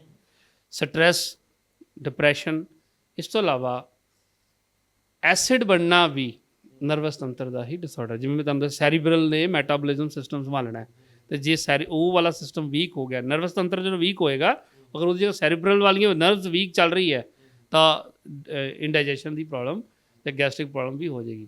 ਹੁਣ ਦੇਖੋ, ਇਹ ਚੀਜ਼ਾਂ ਜਦੋਂ ਅਸੀਂ ਪੂਰੀ ਬਾਡੀ ਦੀ ਆਪਾਂ ਜਿਹੜੀ ਐਨਾਟਮੀ ਆ ਉਹਨੂੰ ਪੜ੍ਹਦੇ ਹੈਗੇ ਆ, ਉਹ ਫਿਰ ਬਹੁਤ ਬੜੀਆ ਅੱਛੇ ਤਰੀਕੇ ਨਾਲ ਕਲੀਅਰ ਹੁੰਦੀਆਂ ਨੇ। ਅੱਛਾ, ਫਿਰ ਜਦੋਂ ਉਹ ਕਲੀਅਰ ਹੁੰਦੀਆਂ, ਫਿਰ ਇਹ ਵੀ ਬਾਡੀ ਨਾਲ ਦੀ ਨਾਲ ਹੀ ਸਮਝਾ ਰਹੀ ਹੈ ਵੀ ਕਿਹੜੀ ਚੀਜ਼ ਜਦੋਂ ਤੁਹਾਡੇ ਅੰਦਰ ਹੋ ਰਹੀ ਹੈ ਤੇ ਤੁਹਾਡੇ ਕਿਹੜੇ ਤੰਤਰ 'ਚ ਸਮੱਸਿਆ ਹੈ। ਜੇ ਗੈਸ ਬਣ ਰਹੀ ਤਾਂ ਉਹਦਾ ਮਤਲਬ ਇਕੱਲਾ ਲੀਵਰ ਨਹੀਂ, ਉਹਦਾ ਮਤਲਬ ਸਪਾਈਨਲ ਕੋਰਡ ਦੇ ਵਿੱਚ ਜਾਂ ਨਰਵਸ ਤੰਤਰ ਦੇ ਵਿੱਚ ਵੀ ਗੜਬੜੀ ਹੈ। ਸੋ ਜਾਂ ਤੁਹਾਨੂੰ ਸਟੂਲ ਆਇਆ ਲੇਕਿਨ ਪਤਾ ਨਹੀਂ ਲੱਗਿਆ, ਉਹ ਵੀ ਨਰਵਸ ਤੰਤਰ ਦਾ ਹੀ ਡਿਸਆਰਡਰ ਹੈ। ਯੂਰਿਨ ਆਇਆ, ਠੀਕ ਹੈ, ਬਾਥਰੂਮ ਆਇਆ, ਤੁਹਾਨੂੰ ਨਹੀਂ ਪਤਾ ਲੱਗ ਰਿਹਾ, ਤਾਂ ਉਹ ਵੀ ਨਰਵਸ ਤੰਤਰ ਦਾ ਹੀ ਡਿਸਆਰਡਰ ਹੈ। ਹੁਣ ਯੂਰਿਨ ਬਲੈਡਰ ਦੀ ਵਾਲ ਆ ਜਿਹੜੀ, ਉਹਦੇ ਅੰਦਰ ਜਿਹੜੀਆਂ ਨਰਵਸ ਨੇ ਸਿਗਨਲ ਵਾਲੀਆਂ ਬ੍ਰੇਨ ਨੂੰ ਆਉਂਦੀਆਂ ਨੇ। ਠੀਕ ਹੈ, ਹੁਣ ਆਪਾਂ ਨੂੰ ਕਦੋਂ ਪਤਾ ਲੱਗਦਾ ਕਿ ਪ੍ਰੈਸ਼ਰ ਬਣ ਗਿਆ? ਉਹ ਨਰਵ ਸਿਗਨਲ ਦਿੰਦੀਆਂ ਨੇ ਅੰਦਰ। ਜਿਵੇਂ ਆਪਾਂ ਗੱਡੀ ਦੀ ਫਰੰਟ ਦੇ ਉੱਪਰ ਗੇਜ ਲੱਗੀ ਹੁੰਦੀ ਹੈ ਵੀ ਹੁਣ ਗੱਡੀ ਗਰਮ ਹੈ ਜਾਂ ਠੰਡੀ ਹੈ, ਇੰਨਾ ਆਇਲ ਰਹਿ ਗਿਆ, ਉਵੇਂ ਇੱਕ ਗੇਜ ਸਾਡੇ ਅੰਦਰ ਵੀ ਲੱਗੀ ਹੈ। ਉਹ ਗੇਜ ਆਪਰੇਟ ਕਿਵੇਂ ਕਰਦੀ ਹੈ? ਨਰਵਸ ਤੰਤਰ ਦੇ ਥਰੂ ਕਰਦੀ ਹੈ, ਨਰਵਸ ਸਿਸਟਮ ਦੇ ਥਰੂ ਕਰਦੀ ਹੈ, ਉਹ ਆਪਰੇਟ ਕਰਦੀ ਹੈ, ਵਰਕ ਕਰਦੀ ਹੈ। ਤਾਂ ਜਿਵੇਂ ਹੀ ਬਲੈਡਰ ਭਰਦਾ, ਠੀਕ ਹੈ, ਜੋ ਉਹਦੀ ਕਪੈਸਿਟੀ ਹੁੰਦੀ ਹੈ, ਤਾਂ ਉਹਦੇ ਮੁਤਾਬਕ ਉਹਨੂੰ ਸਿਗਨਲ ਦਿੰਦਾ ਬ੍ਰੇਨ ਨੂੰ, ਤਾਂ ਉਸੇ ਟਾਈਮ ਬ੍ਰੇਨ ਤੁਹਾਨੂੰ ਜਗਾਉਂਦਾ ਵੀ ਪ੍ਰੈਸ਼ਰ ਆਇਆ, ਬਣ ਗਿਆ, ਫਿਰ ਤੁਸੀਂ ਹਲਕੇ ਹੋਣ ਜਾਂਦੇ ਹੋ। ਠੀਕ ਹੈ, ਤਾਂ ਇਹ ਸਾਰੇ ਦਾ ਸਾਰਾ ਇਸ ਤਰ੍ਹਾਂ ਦੇ ਬਹੁਤ ਸਾਰੇ ਸਿਗਨਲ, ਅਗਰ ਉਹ ਚੀਜ਼ ਬਾਰੇ ਨਹੀਂ ਪਤਾ ਲੱਗ ਰਿਹਾ ਤਾਂ ਇਟ ਮੀਨਸ ਉਹ ਨਰਵਸ ਤੰਤਰ ਦਾ ਡਿਸਆਰਡਰ ਹੈ। ਤੇ ਜਦੋਂ ਨਰਵਸ ਸਿਸਟਮ ਤੰਤਰ ਦਾ ਜਿਹੜਾ ਇਹ ਡਿਸਆਰਡਰ ਹੁੰਦਾ, ਤਾਂ ਇੱਕ ਤਾਂ ਤੁਸੀਂ ਦੱਸਿਆ ਵੀ ਹੱਥ ਪੈਰ ਸੌਣ ਲੱਗ ਜਾਂਦੇ ਨੇ, ਤੇ ਕੀ ਨਰਵਸ ਦੇ ਨਾਲ ਜਿਹੜਾ ਕੋਈ ਹੋਰ ਬਾਡੀ ਦੇ ਵਿੱਚ ਕਿਤੇ ਹੋਰ ਵੀ ਬਦਲਾਅ ਆਉਂਦਾ? ਇਹ ਤਾਂ ਜਿਹੜਾ ਤੁਸੀਂ ਪੇਟ ਤੋਂ ਉੱਪਰ ਵਾਲੇ ਜਿਹੜਾ ਸਿਸਟਮ ਦੱਸਿਆ ਵੀ ਉਹਦੇ ਬਦਲਾਅ ਆਉਂਦਾ, ਪੇਟ ਤੋਂ ਨੀਚੇ ਵਾਲੇ ਹਿੱਸਿਆਂ ਦੇ ਵਿੱਚ ਵੀ ਜੇ ਨਰਵ ਸਿਸਟਮ ਦੇ ਵਿੱਚ ਕੋਈ ਪ੍ਰੋਬਲਮ ਆਵੇ ਤਾਂ ਉੱਥੇ ਵੀ ਕੁਝ ਬਦਲਾਅ ਆਉਂਦੇ ਨੇ, ਉੱਥੇ ਵੀ ਕੋਈ ਤਕਲੀਫਾਂ ਹੁੰਦੀਆਂ ਨੇ? ਅਗਰ ਕਿਸੇ ਇਨਸਾਨ ਦਾ ਕੋਈ ਐਕਸੀਡੈਂਟ ਹੋ ਜਾਂਦਾ ਜਾਂ ਸੱਟ ਲੱਗ ਜਾਂਦੀ, ਡਿੱਗ ਪੈਂਦਾ, ਤਾਂ ਉਹਦੀ ਕਮਰ 'ਚ ਦਰਦ ਮਤਲਬ ਲੰਬਰ ਸਪੌਂਡੀਲਾਈਸਿਸ ਹੋ ਜਾਂਦਾ ਹੈ। ਠੀਕ ਹੈ, ਜਾਂ ਜੋ ਆਪਾਂ ਕਹਿੰਦੇ ਮਣਕਾ ਦਬ ਗਿਆ, ਤਾਂ ਉਹਦੇ ਵਿੱਚ ਉਹੀ ਜਿਹੜੀਆਂ ਨਰਵਸ ਨੇ ਨਰਵਸ ਸਿਸਟਮ ਦੀਆਂ ਕੰਟਰੋਲ ਕਰਨ ਦੀਆਂ, ਉੱਥੇ ਦਾਬ ਆਉਂਦੇ ਨੇ। ਜਦੋਂ ਦਬਾਅ ਪੈਦਾ ਹੁੰਦਾ ਤਾਂ ਕਈ ਵਾਰੀ ਉੱਪਰਲਾ ਧੜ ਠੀਕ ਕੰਮ ਕਰ ਰਿਹਾ ਹੁੰਦਾ ਲੇਕਿਨ ਲੱਤਾਂ ਨੀਚੇ ਕੰਮ ਨਹੀਂ ਕਰ ਰਹੀਆਂ ਹੁੰਦੀਆਂ, ਤਾਂ ਉਹੀ ਡਿਸਆਰਡਰ ਹੁੰਦਾ। ਪੈਰਾਲਾਈਜ਼ ਦਾ ਜਿਹੜਾ ਪੇਸ਼ੈਂਟ ਹੈ, ਤਾਂ ਉਹਦਾ ਇੱਕ ਅੰਗ ਜਦੋਂ ਵਰਕ ਨਹੀਂ ਕਰ ਰਿਹਾ, ਲੈਫਟ ਸਾਈਡ ਹੈ ਜਾਂ ਰਾਈਟ ਸਾਈਡ ਹੈ, ਠੀਕ ਹੈ, ਤਾਂ ਉਹ ਪੈਰਾਲਾਈਜ਼ ਦੇ ਕੇਸ ਦੇ ਵਿੱਚ ਵੀ ਇਹੀ ਚੀਜ਼ ਹੁੰਦੀ ਹੈ। ਉਹਦੇ ਵਿੱਚ ਵੀ ਬ੍ਰੇਨ ਨੂੰ ਸਿਗਨਲ ਆਉਣੇ ਬੰਦ ਹੋ ਜਾਂਦੇ, ਔਰ ਬ੍ਰੇਨ ਆਪਣੇ ਸਿਗਨਲ ਦੇਣਾ ਵੀ ਬੰਦ ਕਰ ਦਿੰਦਾ ਹੈਗਾ, ਕਿਉਂਕਿ ਉਹ ਸਾਰਾ ਕੰਮ ਨਰਵਸ ਤੰਤਰ ਦੇ ਹੁੰਦਾ। ਇੱਕ ਅਕਸਰ ਇੱਕ ਜਿਹੜਾ ਫਿਲਮੀ ਲੈਂਗੁਏਜ ਦੇ ਵਿੱਚ ਵੀ ਕਿਹਾ ਜਾਂਦਾ, ਡਾਕਟਰਾਂ ਨਾਲ ਵੀ ਜਦੋਂ ਗੱਲ ਕਰਦੇ ਹਾਂ ਉਦੋਂ ਵੀ ਗੱਲ ਇਹ ਹੁੰਦੀ ਕਿ ਇਹ ਬੰਦੇ ਨੂੰ ਨਰਵਸ ਬ੍ਰੇਕਡਾਊਨ ਹੋ ਗਿਆ। ਕੀ ਚੀਜ਼ ਹੁੰਦੀ ਹੈ ਨਰਵਸ ਬ੍ਰੇਕਡਾਊਨ ਦੇ ਵਿੱਚ? ਬ੍ਰੇਨ ਸਿਗਨਲ ਲੈਣੇ ਤੇ ਦੇਣੇ ਬੰਦ ਕਰ ਦਿੰਦਾ। ਜਿਵੇਂ ਆਪਾਂ ਡਿਪਰੈਸ਼ਨ ਦੀ ਗੱਲ ਕੀਤੀ ਹੈ, ਸਟ੍ਰੈਸ ਦੀ ਗੱਲ ਕੀਤੀ ਹੈ, ਔਰ ਹਮੇਸ਼ਾ ਇਹ ਬ੍ਰੇਕਡਾਊਨ ਉਹਨਾਂ ਲੋਕਾਂ ਨੂੰ ਹੀ ਹੁੰਦਾ ਜਿਹੜੇ ਬਹੁਤ ਜ਼ਿਆਦਾ ਸਟ੍ਰੈਸ ਰਹਿੰਦੇ ਨੇ। ਫੋਰ ਐਗਜ਼ਾਮਪਲ, ਤੁਸੀਂ ਕੋਈ ਬਿਜ਼ਨਸ ਸ਼ੁਰੂ ਕੀਤਾ, ਉਹ 'ਚ ਤੁਹਾਡੀ ਅੱਛੀ ਇਨਵੈਸਟਮੈਂਟ ਸੀ, ਹੋਪ ਜ਼ਿਆਦਾ ਸੀ, ਠੀਕ ਹੈ, ਤਾਂ ਹੋਪ ਦੇ ਵਿੱਚ ਸੈਰੀਬਰਮ ਨੇ ਕੰਮ ਕੀਤਾ, 66% ਜਿਹੜਾ ਸੀ ਬ੍ਰੇਨ ਆ ਸਾਡਾ, ਉਹ ਉਸ ਹਿੱਸੇ ਨੇ ਕੰਮ ਕੀਤਾ ਹੋਇਆ ਸੀ। ਠੀਕ ਹੈ, ਉਸ ਤੋਂ ਬਾਅਦ ਜਿਵੇਂ ਹੀ ਉੱਥੇ ਕੋਈ ਝਟਕਾ ਲੱਗਿਆ, ਸਾਨੂੰ ਕੋਈ ਲਾਸ ਹੋਇਆ, ਤਾਂ ਹਾਈਪੋਥੈਲੇਮਸ 'ਤੇ ਜ਼ੋਰ ਚਲਾ ਗਿਆ, ਕਿਉਂਕਿ ਹਾਈਪੋਥੈਲੇਮਸ ਨੇ ਹੀ ਇਸ ਚੀਜ਼ ਨੂੰ ਤੇ ਇਫੈਕਟ ਕਰਨਾ ਸੀ ਕਿ ਮੇਰਾ ਦੁੱਖ, ਨਿਰਾਸ਼ਾ, ਠੀਕ ਹੈ, ਤਾਂ ਹਾਈਪੋਥੈਲੇਮਸ 'ਤੇ ਇਫੈਕਟ ਚਲਾ ਗਿਆ, ਤਾਂ ਉਹ ਜੁੜਿਆ ਹੋਇਆ ਨਰਵਸ ਸਿਸਟਮ ਦੇ ਨਾਲ। ਠੀਕ ਹੈ, ਤਾਂ ਉਹ ਫਿਰ ਨਰਵਸ ਤੰਤਰ ਹੀਟ ਕਰ ਜਾਂਦਾ। ਜਦੋਂ ਹੀਟ ਕਰਦਾ ਤਾਂ ਫੇਲੀਅਰ ਪੈਦਾ ਹੁੰਦਾ, ਬ੍ਰੇਕਡਾਊਨ ਪੈਦਾ ਹੁੰਦਾ। ਤਾਂ ਉਸ ਤੋਂ ਬਾਅਦ ਉਹਦੀ ਮਾਨਸਿਕ ਅਵਸਥਾ, ਬੰਦਾ ਜਾਂ ਤਾਂ ਬਿਲਕੁਲ ਚੁੱਪ ਹੋ ਜਾਂਦਾ ਹੈ, ਕਿਸੇ ਨਾਲ ਨਹੀਂ ਬੋਲਦਾ, ਜਾਂ ਖਾਣਾ ਪੀਣਾ ਬੰਦ ਕਰ ਦਿੰਦਾ। ਠੀਕ ਹੈ, ਉਹ ਸੌਂਦਾ ਵੀ ਨਹੀਂ ਹੈਗਾ, ਅੱਖਾਂ ਖੁੱਲ੍ਹੀਆਂ ਰਹਿੰਦੀਆਂ ਉਹਦੀਆਂ, ਉਹਨੂੰ ਆਪਾਂ ਕਹਿ ਸਕਦੇ ਬ੍ਰੇਕਡਾਊਨ। ਤੇ ਜਦੋਂ ਇਸ ਤਰ੍ਹਾਂ ਦੀ ਅਵਸਥਾ 'ਚ ਬੰਦਾ ਪਹੁੰਚ ਜਾਂਦਾ, ਜਦੋਂ ਨਰਵਸ ਜਿਹੜੀਆਂ ਉਹਨਾਂ ਦੇ ਵਿੱਚ ਪ੍ਰੋਬਲਮ ਆ ਜਾਂਦੀ ਹੈ, ਤਾਂ ਬੋਡੀ ਦੇ ਵਿੱਚ ਕਿਤੇ ਤਕਲੀਫਾਂ ਵੀ ਹੁੰਦੀਆਂ ਨੇ, ਸਰੀਰ ਦੁਖਦਾ ਵੀ ਹੈਗਾ, ਕੁਛ ਹੁੰਦਾ ਵੱਖਰਾ ਵੱਖਰਾ ਹੁੰਦਾ, ਜਿਹੜਾ ਕਿ ਬਹੁਤ ਸਾਰੇ ਲੋਕ ਜਿਹੜੇ ਨੇ ਉਹ ਡਾਕਟਰਾਂ ਕੋਲ ਹੀ ਭੱਜੇ ਫਿਰਦੇ ਨੇ ਅਤੇ ਆਰਾਮ ਨਹੀਂ ਆ ਰਿਹਾ, ਕੁਝ ਇਸ ਤਰ੍ਹਾਂ ਦਾ ਜਿਹੜਾ ਕਰੋਨਿਕ ਡਿਜ਼ੀਜ਼ ਵੀ ਹੋ ਜਾਂਦੀਆਂ ਨੇ। ਕਰੋਨਿਕ ਡਿਜ਼ੀਜ਼ ਤਾਂ ਇਹਦੇ ਵਿੱਚ ਇਸ ਤਰ੍ਹਾਂ ਹੈ ਕਿ ਜੇ ਅਗਰ ਕੋਈ ਸੱਟ ਲੱਗੀ ਹੋਈ ਹੈ ਤਾਂ ਉਹ ਇੱਕ ਕਰੋਨਿਕ ਡੈਮੇਜ ਹੋ ਗਿਆ, ਪੈਰਾਲਾਈਸਿਸ ਵੀ ਹੋ ਸਕਦਾ, ਅੰਗ ਮਾਰਿਆ ਜਾ ਸਕਦਾ, ਅੰਗ ਮਾਰਿਆ ਗਿਆ। ਠੀਕ ਹੈ, ਅੰਗਾਂ ਨੂੰ ਐਕਟੀਵੇਟ ਕਰਦੇ ਨੇ, ਕੰਮ ਕਰਾਉਂਦੇ ਨੇ, ਇਹ ਨਰਵਸ ਕਰਾਉਂਦੀਆਂ ਨੇ। ਅਲਟੀਮੇਟ ਬ੍ਰੇਨ ਨੇ ਸਿਗਨਲ ਦੇਣਾ ਨਾ। ਤੁਹਾਡੇ ਪੈਰ ਆਪਾਂ ਬੈਠੇ ਹੋਏ ਹਾਂ ਨਾ, ਤੁਹਾਡੇ ਪੈਰ ਦੇ ਉੱਪਰ ਕੀੜਾ ਆ ਗਿਆ, ਉਹ ਸਿਗਨਲ ਬ੍ਰੇਨ ਨੂੰ ਆਉਣਾ, ਫਿਰ ਤੁਸੀਂ ਪੈਰ ਨੂੰ ਹਿਲਾਓਗੇ, ਝਾੜੋਗੇ, ਤਾਂ ਉਹ ਸਿਗਨਲ ਕਿਹਨੇ ਦਿੱਤਾ ਹੈਗਾ? ਉਸੇ ਤੰਤਰ ਨੇ ਸਿਗਨਲ ਦਿੱਤਾ ਸਾਰਾ।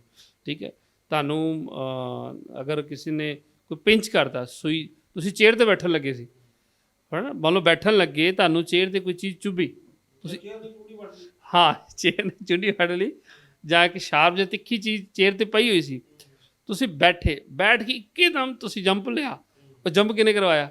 ਉਸ ਤੰਤਰ ਨੇ ਜੰਪ ਕਰਵਾਇਆ, ਉਹਨੇ ਬ੍ਰੇਨ। ਅੱਛਾ, ਉੱਥੇ ਸਪਾਈਨਲ ਕੋਰਡ ਦਾ ਬਹੁਤ ਜ਼ਿਆਦਾ ਰੋਲ ਹੁੰਦਾ, ਜਿਹੜੀ ਹੁਣੇ ਤੁਹਾਨੂੰ ਦੱਸਿਆ ਸੀ, ਕਿਉਂਕਿ ਬ੍ਰੇਨ ਤਾਂ ਸੀ ਬਿਜੀ, ਤੁਸੀਂ ਬੈਠਣ 'ਤੇ ਬਿਜੀ ਸੀ, ਬ੍ਰੇਨ ਬੈਠਣ 'ਤੇ ਬਿਜੀ ਸੀ, ਅਤੇ ਦੂਸਰਾ ਰੋਲ ਕਿਹਨੇ ਨਿਭਾਇਆ?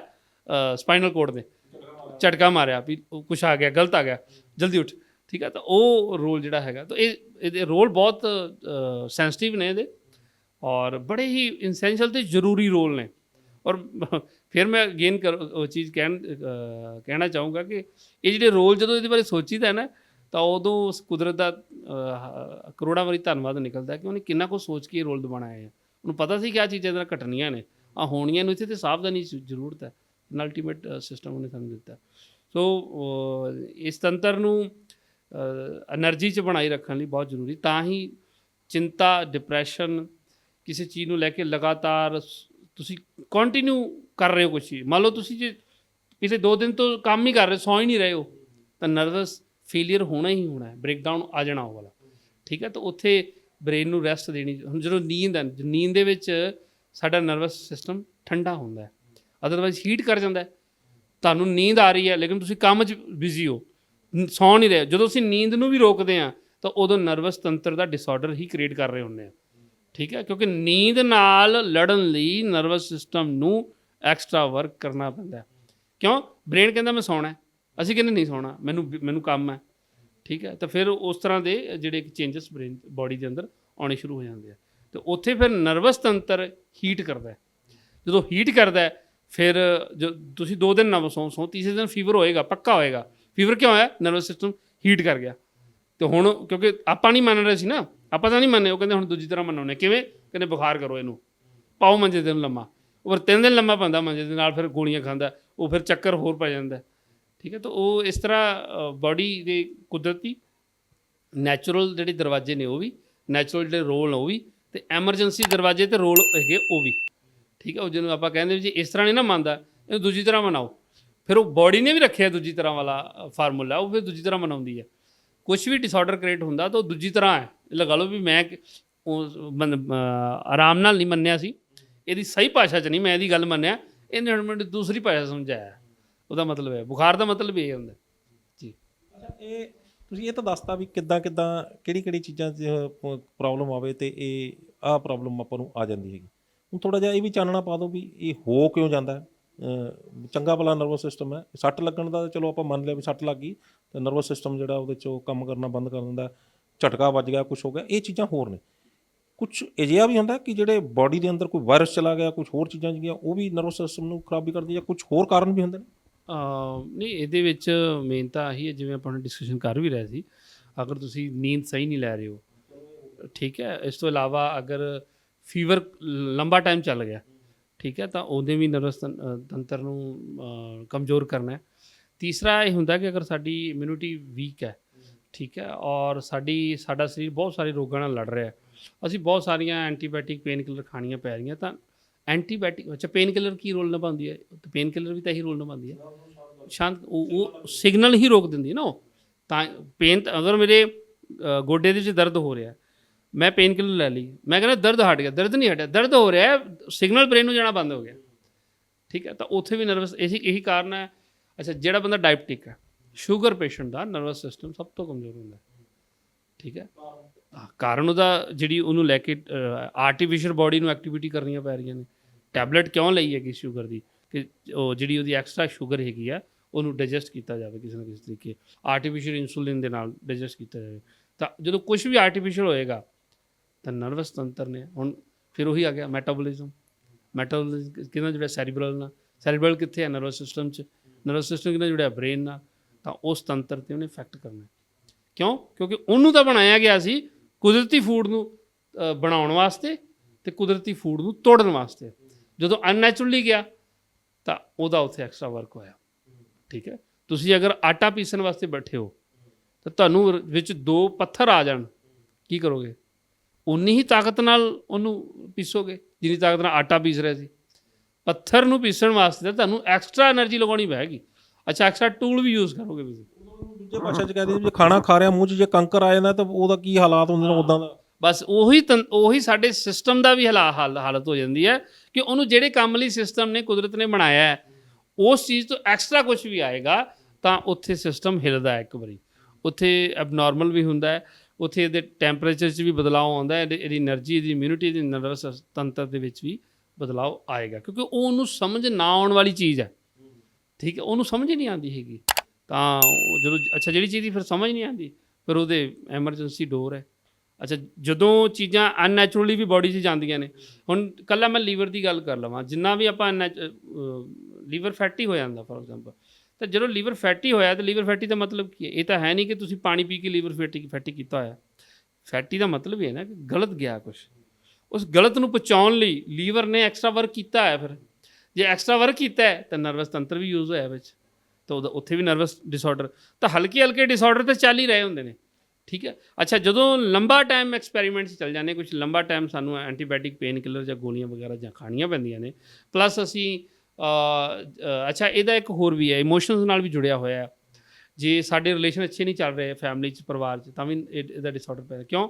ਫਿਰ ਸਟ੍ਰੈਸ ਪੈਦਾ ਹੁੰਦੀ ਹੈ, ਅਤੇ ਸਟ੍ਰੈਸ ਡਿਪਰੈਸ਼ਨ ਦੇ ਵਿੱਚ ਸਾਡਾ ਜਿਹੜਾ ਹਾਈਪੋਥੈਲਮਸ ਜਿਹੜਾ ਗਲੈਂਡ ਉੱਤੇ ਦਬਾਅ ਵੱਧਦਾ।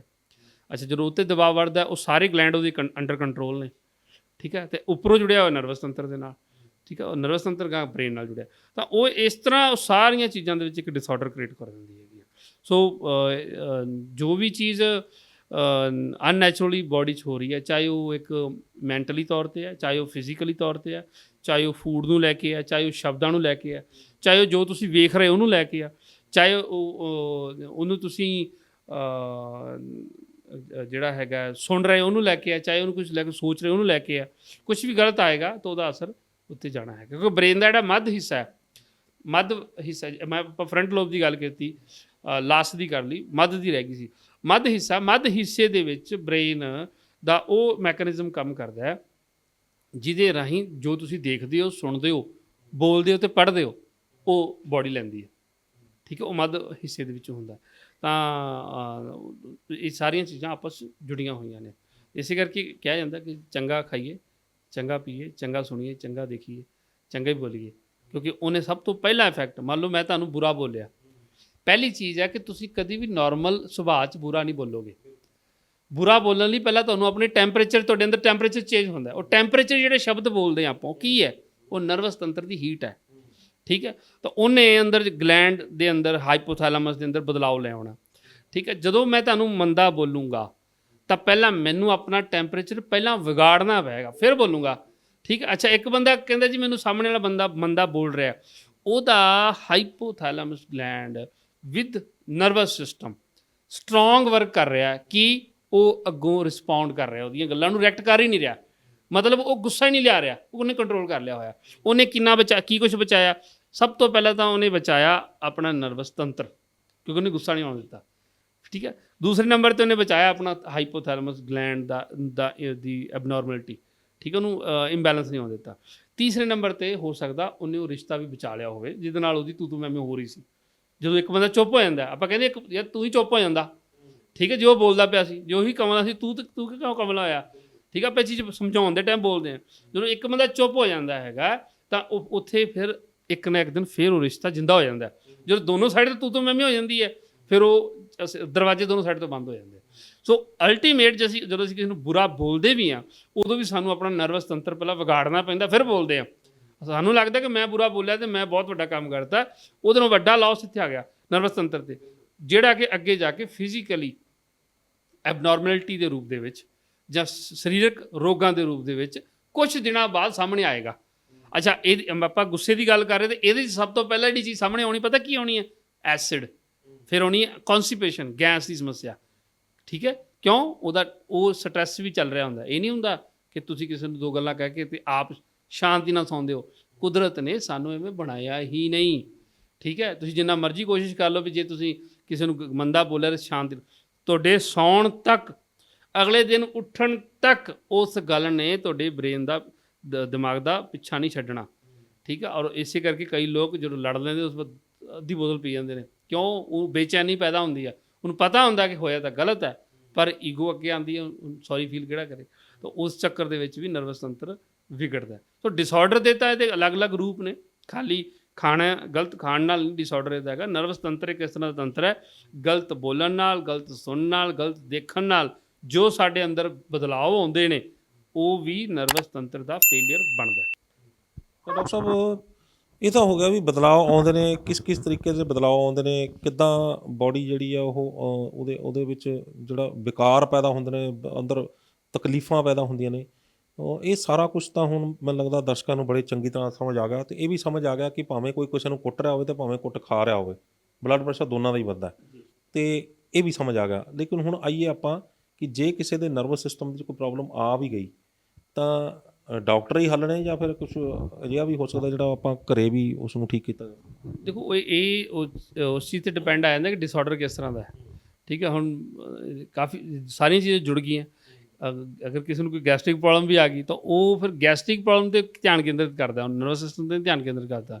ਹੁਣ ਨਰਵਸ ਸਿਸਟਮ ਉਹਨੂੰ ਇਹ ਚੀਜ਼ ਦੇਖਣਾ ਪਏਗਾ ਵੀ ਮੈਨੂੰ ਗੈਸਟ੍ਰਿਕ ਪ੍ਰੋਬਲਮ ਆ ਕਿਉਂ ਰਹੀ ਹੈ, ਗਲਤ ਖਾਣ ਨਾਲ ਆ ਰਹੀ ਜਾਂ ਗਲਤ ਸੋਚਣ ਨਾਲ ਆ ਰਹੀ। ਕਿਉਂਕਿ ਗੈਸ ਦੀ ਸਮੱਸਿਆ ਇਕੱਲੀ ਗਲਤ ਖਾਣ ਨਾਲ ਨਹੀਂ ਨਾ ਆਉਂਦੀ। ਤੁਸੀਂ ਚੰਗਾ ਖਾ ਰਹੇ ਹੋ ਬਟ ਗਲਤ ਸੋਚ ਰਹੇ ਹੋ ਤਾਂ ਵੀ ਬਣ ਜਾਣੀ। ਤੁਸੀਂ ਚੰਗਾ ਖਾ ਰਹੇ ਹੋ, ਗਲਤ ਸੋਚ ਰਹੇ ਹੋ ਤਾਂ ਵੀ ਕੌਨਸਟੀਪੇਸ਼ਨ ਹੋ ਜਾਣੀ ਨਾ। ਤਾਂ ਇਹ ਦੋਨੋਂ ਐਂਗਲ 'ਤੇ ਸਾਨੂੰ ਸੋਚਣਾ ਪੈਂਦਾ ਉੱਥੇ। ਠੀਕ ਹੈ, ਦੂਸਰਾ ਐਜ਼ ਆਪਾਂ ਕੋਈ ਰੈਮਡੀਜ਼ ਦੀ ਗੱਲ ਕਰੀਏ ਤਾਂ ਇਹਦੇ 'ਤੇ ਜਿਸ ਤਰ੍ਹਾਂ ਦੇ ਸਿੰਪਟਮ ਨੇ ਬਾਡੀ ਦੇ ਉਸ ਤਰ੍ਹਾਂ ਦੀਆਂ ਰੈਮਡੀਜ਼ ਆਪਾਂ ਨੂੰ ਚੂਜ਼ ਕਰਨੀਆਂ ਪੈਣਗੀਆਂ। ਅਗਰ ਗੈਸਟ੍ਰਿਕ ਪ੍ਰੋਬਲਮ ਆ, ਡਾਈਜੈਸਟਿਵ ਸਿਸਟਮ ਦੀ ਪ੍ਰੋਬਲਮ ਹੈ ਤਾਂ ਸਾਨੂੰ ਉਸ ਤਰ੍ਹਾਂ ਦੀਆਂ ਰੈਮਡੀਜ਼ ਵੱਲ ਮੂਵ ਕਰਨਾ ਪੈਂਦਾ, ਜਿਹੜੇ ਕਿ ਆਪਾਂ ਅਲੱਗ-ਅਲੱਗ ਵੀਡੀਓ 'ਚ ਦੱਸਦੇ ਵੀ ਹੈਗੇ।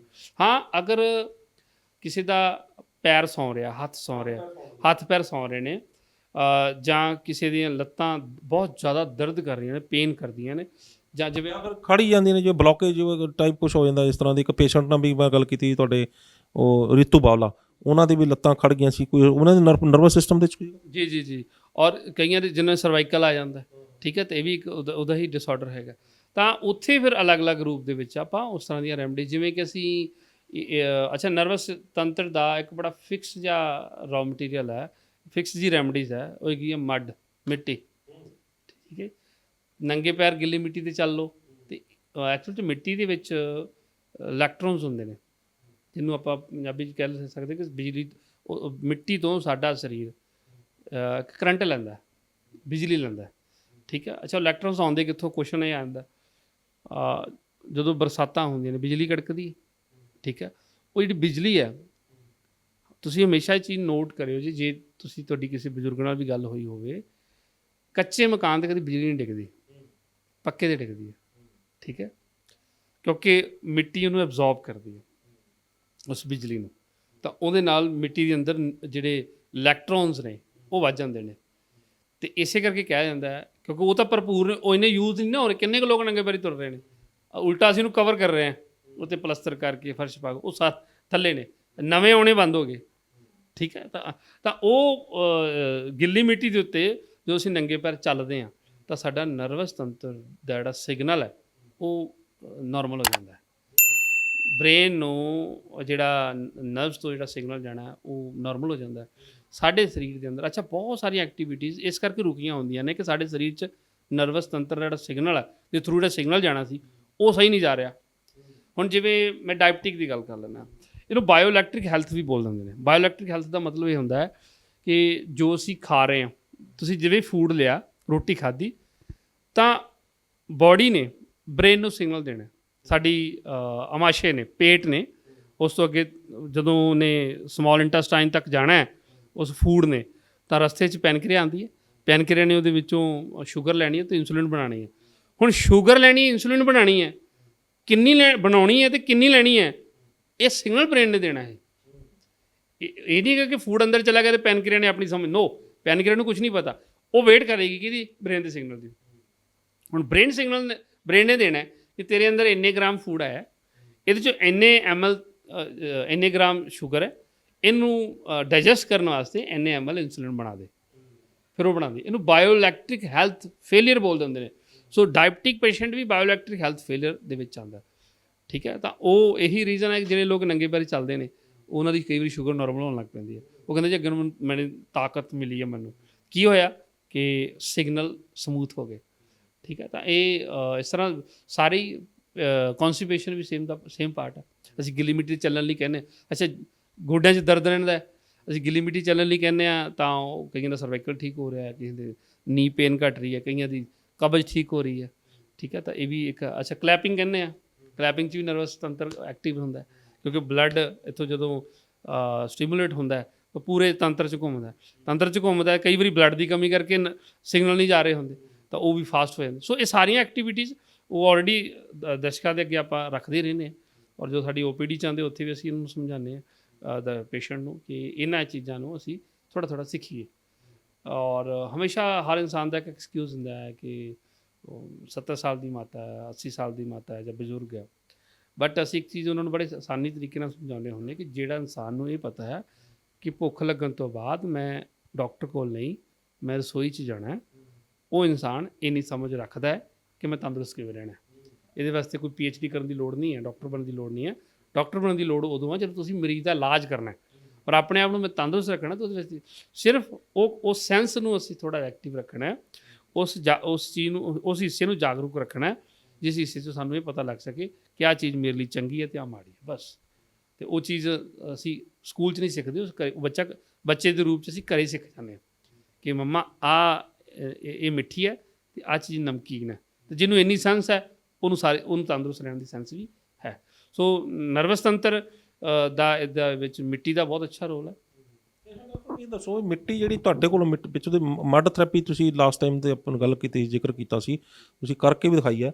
ਤੁਹਾਡੇ ਕੋਲ ਜਿਹੜੀ ਮਿੱਟੀ ਹੈਗੀ ਆ ਉਸ ਨੂੰ ਜੇ ਥੋੜ੍ਹੀ ਜਗ੍ਹਾ 'ਤੇ ਵਿਛਾ ਕੇ, ਮਤਲਬ ਗਿੱਲੀ ਕਰਕੇ ਥੋੜ੍ਹੀ ਜਿਹੀ ਵਿਛਾ ਕੇ ਉਹਦੇ 'ਤੇ ਵੀ ਜਿਵੇਂ ਲੈਫਟ ਰਾਈਟ ਖੜੇ ਕਰ ਲਵੇ ਤਾਂ ਉਹ ਵੀ ਇਫੈਕਟਿਵ ਹੈਗੀ ਹੈ, ਜਿਹੜੀ ਉਹ ਤੁਰਨ ਵਾਲਾ ਹੀ ਕੰਮ ਹੋ ਜਾਏਗਾ। ਨਹੀਂ, ਉਹਦੇ ਨਾਲੋਂ ਬੈਸਟ ਇਹ ਹੋ ਗਿਆ ਕਿ ਉਹਨੂੰ ਰਾਤ ਨੂੰ ਗਿੱਲਾ ਕਰਕੇ, ਮਿੱਟੀ ਨੂੰ ਗਿੱਲੀ, ਜੋ ਇੱਕ ਪ੍ਰੋਸੈਸ ਹੁੰਦਾ ਯੂਜ਼ ਕਰਨ ਦਾ, ਉਹਨੂੰ ਫੋਲੋ ਕਰਕੇ ਉਹਨੂੰ ਵੈਸੇ ਪੈਰਾਂ ਦੀ ਤਲੀਆਂ 'ਚ ਆਪਾਂ ਲੇਪ ਕਰ ਲਿਆ ਜਾਵੇ, ਪੈਰਾਂ ਦੀ ਤਲੀਆਂ 'ਤੇ ਲੇਪ ਕਰ ਲਿਆ ਜਾਵੇ, ਰੀੜ੍ਹ ਦੀ ਹੱਡੀ 'ਤੇ ਲੇਪ ਕਰ ਲਿਆ ਜਾਵੇ, ਠੀਕ ਹੈ। ਤਾਂ ਗਰਦਨ ਤੱਕ ਲੇਪ ਕਰ ਲਿਆ ਜਾਵੇ ਤਾਂ ਉਹਨੇ ਆਪਣਾ ਕੰਮ ਕਰ ਦੇਣਾ। 40 ਮਿੰਟ ਲੇਪ 20 ਮਿੰਟ ਵੀ ਚੱਲਦਾ, 20 ਮਿੰਟ ਤੋਂ ਲੈ ਕੇ 30 ਮਿੰਟ ਤੱਕ ਵੀ ਕਰ ਸਕਦੇ ਹਾਂ ਜੀ। ਗਿੱਲੀ ਮਿੱਟੀ ਵਾਲਾ ਹੋ ਗਈ ਦੱਸ ਰਹੇ।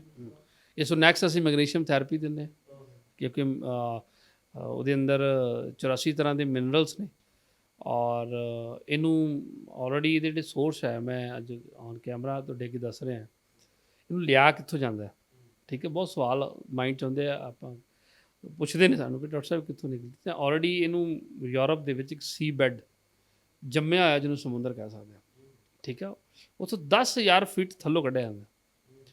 ਔਰ ਇਹਦੀ ਜਿਹੜੀ ਇੱਕ ਲਾਈਫ ਹੈ, ਜੋ ਜ਼ਮੀਨ ਦੇ ਥੱਲੇ ਬਣੀ ਹੋਈ ਲਾਈਫ ਹੈ, ਜੋ ਸਮੁੰਦਰ ਦੇ ਥੱਲੋਂ, ਉਹ 2.5 ਕਰੋੜ ਸਾਲ ਪੁਰਾਣੀ ਹੈ, ਠੀਕ ਹੈ। ਜਿਵੇਂ ਅੱਜ ਆਪਾਂ ਤੇਲ ਕੱਢ ਰਹੇ ਹਾਂ, ਪੈਟਰੋਲ ਕੱਢ ਰਹੇ ਹਾਂ, ਡੀਜ਼ਲ ਕੱਢ ਰਹੇ ਹਾਂ, ਇਹ ਬਹੁਤ ਲੱਖਾਂ ਸਾਲ ਪੁਰਾਣਾ ਇੱਕ ਪ੍ਰਕਿਰਤੀ ਦਾ ਥੱਲੇ ਕੀਤਾ ਗਿਆ ਇੱਕ ਪ੍ਰੋਸੈਸ ਹੈ, ਜਿੱਥੋਂ ਤੋਂ ਸਾਨੂੰ ਇਹ ਚੀਜ਼ਾਂ ਇਨਸਾਨ ਨੇ ਤਾਂ ਸਿਰਫ ਲੱਭਿਆ, ਬਣਾਇਆ ਨਹੀਂ ਨਾ।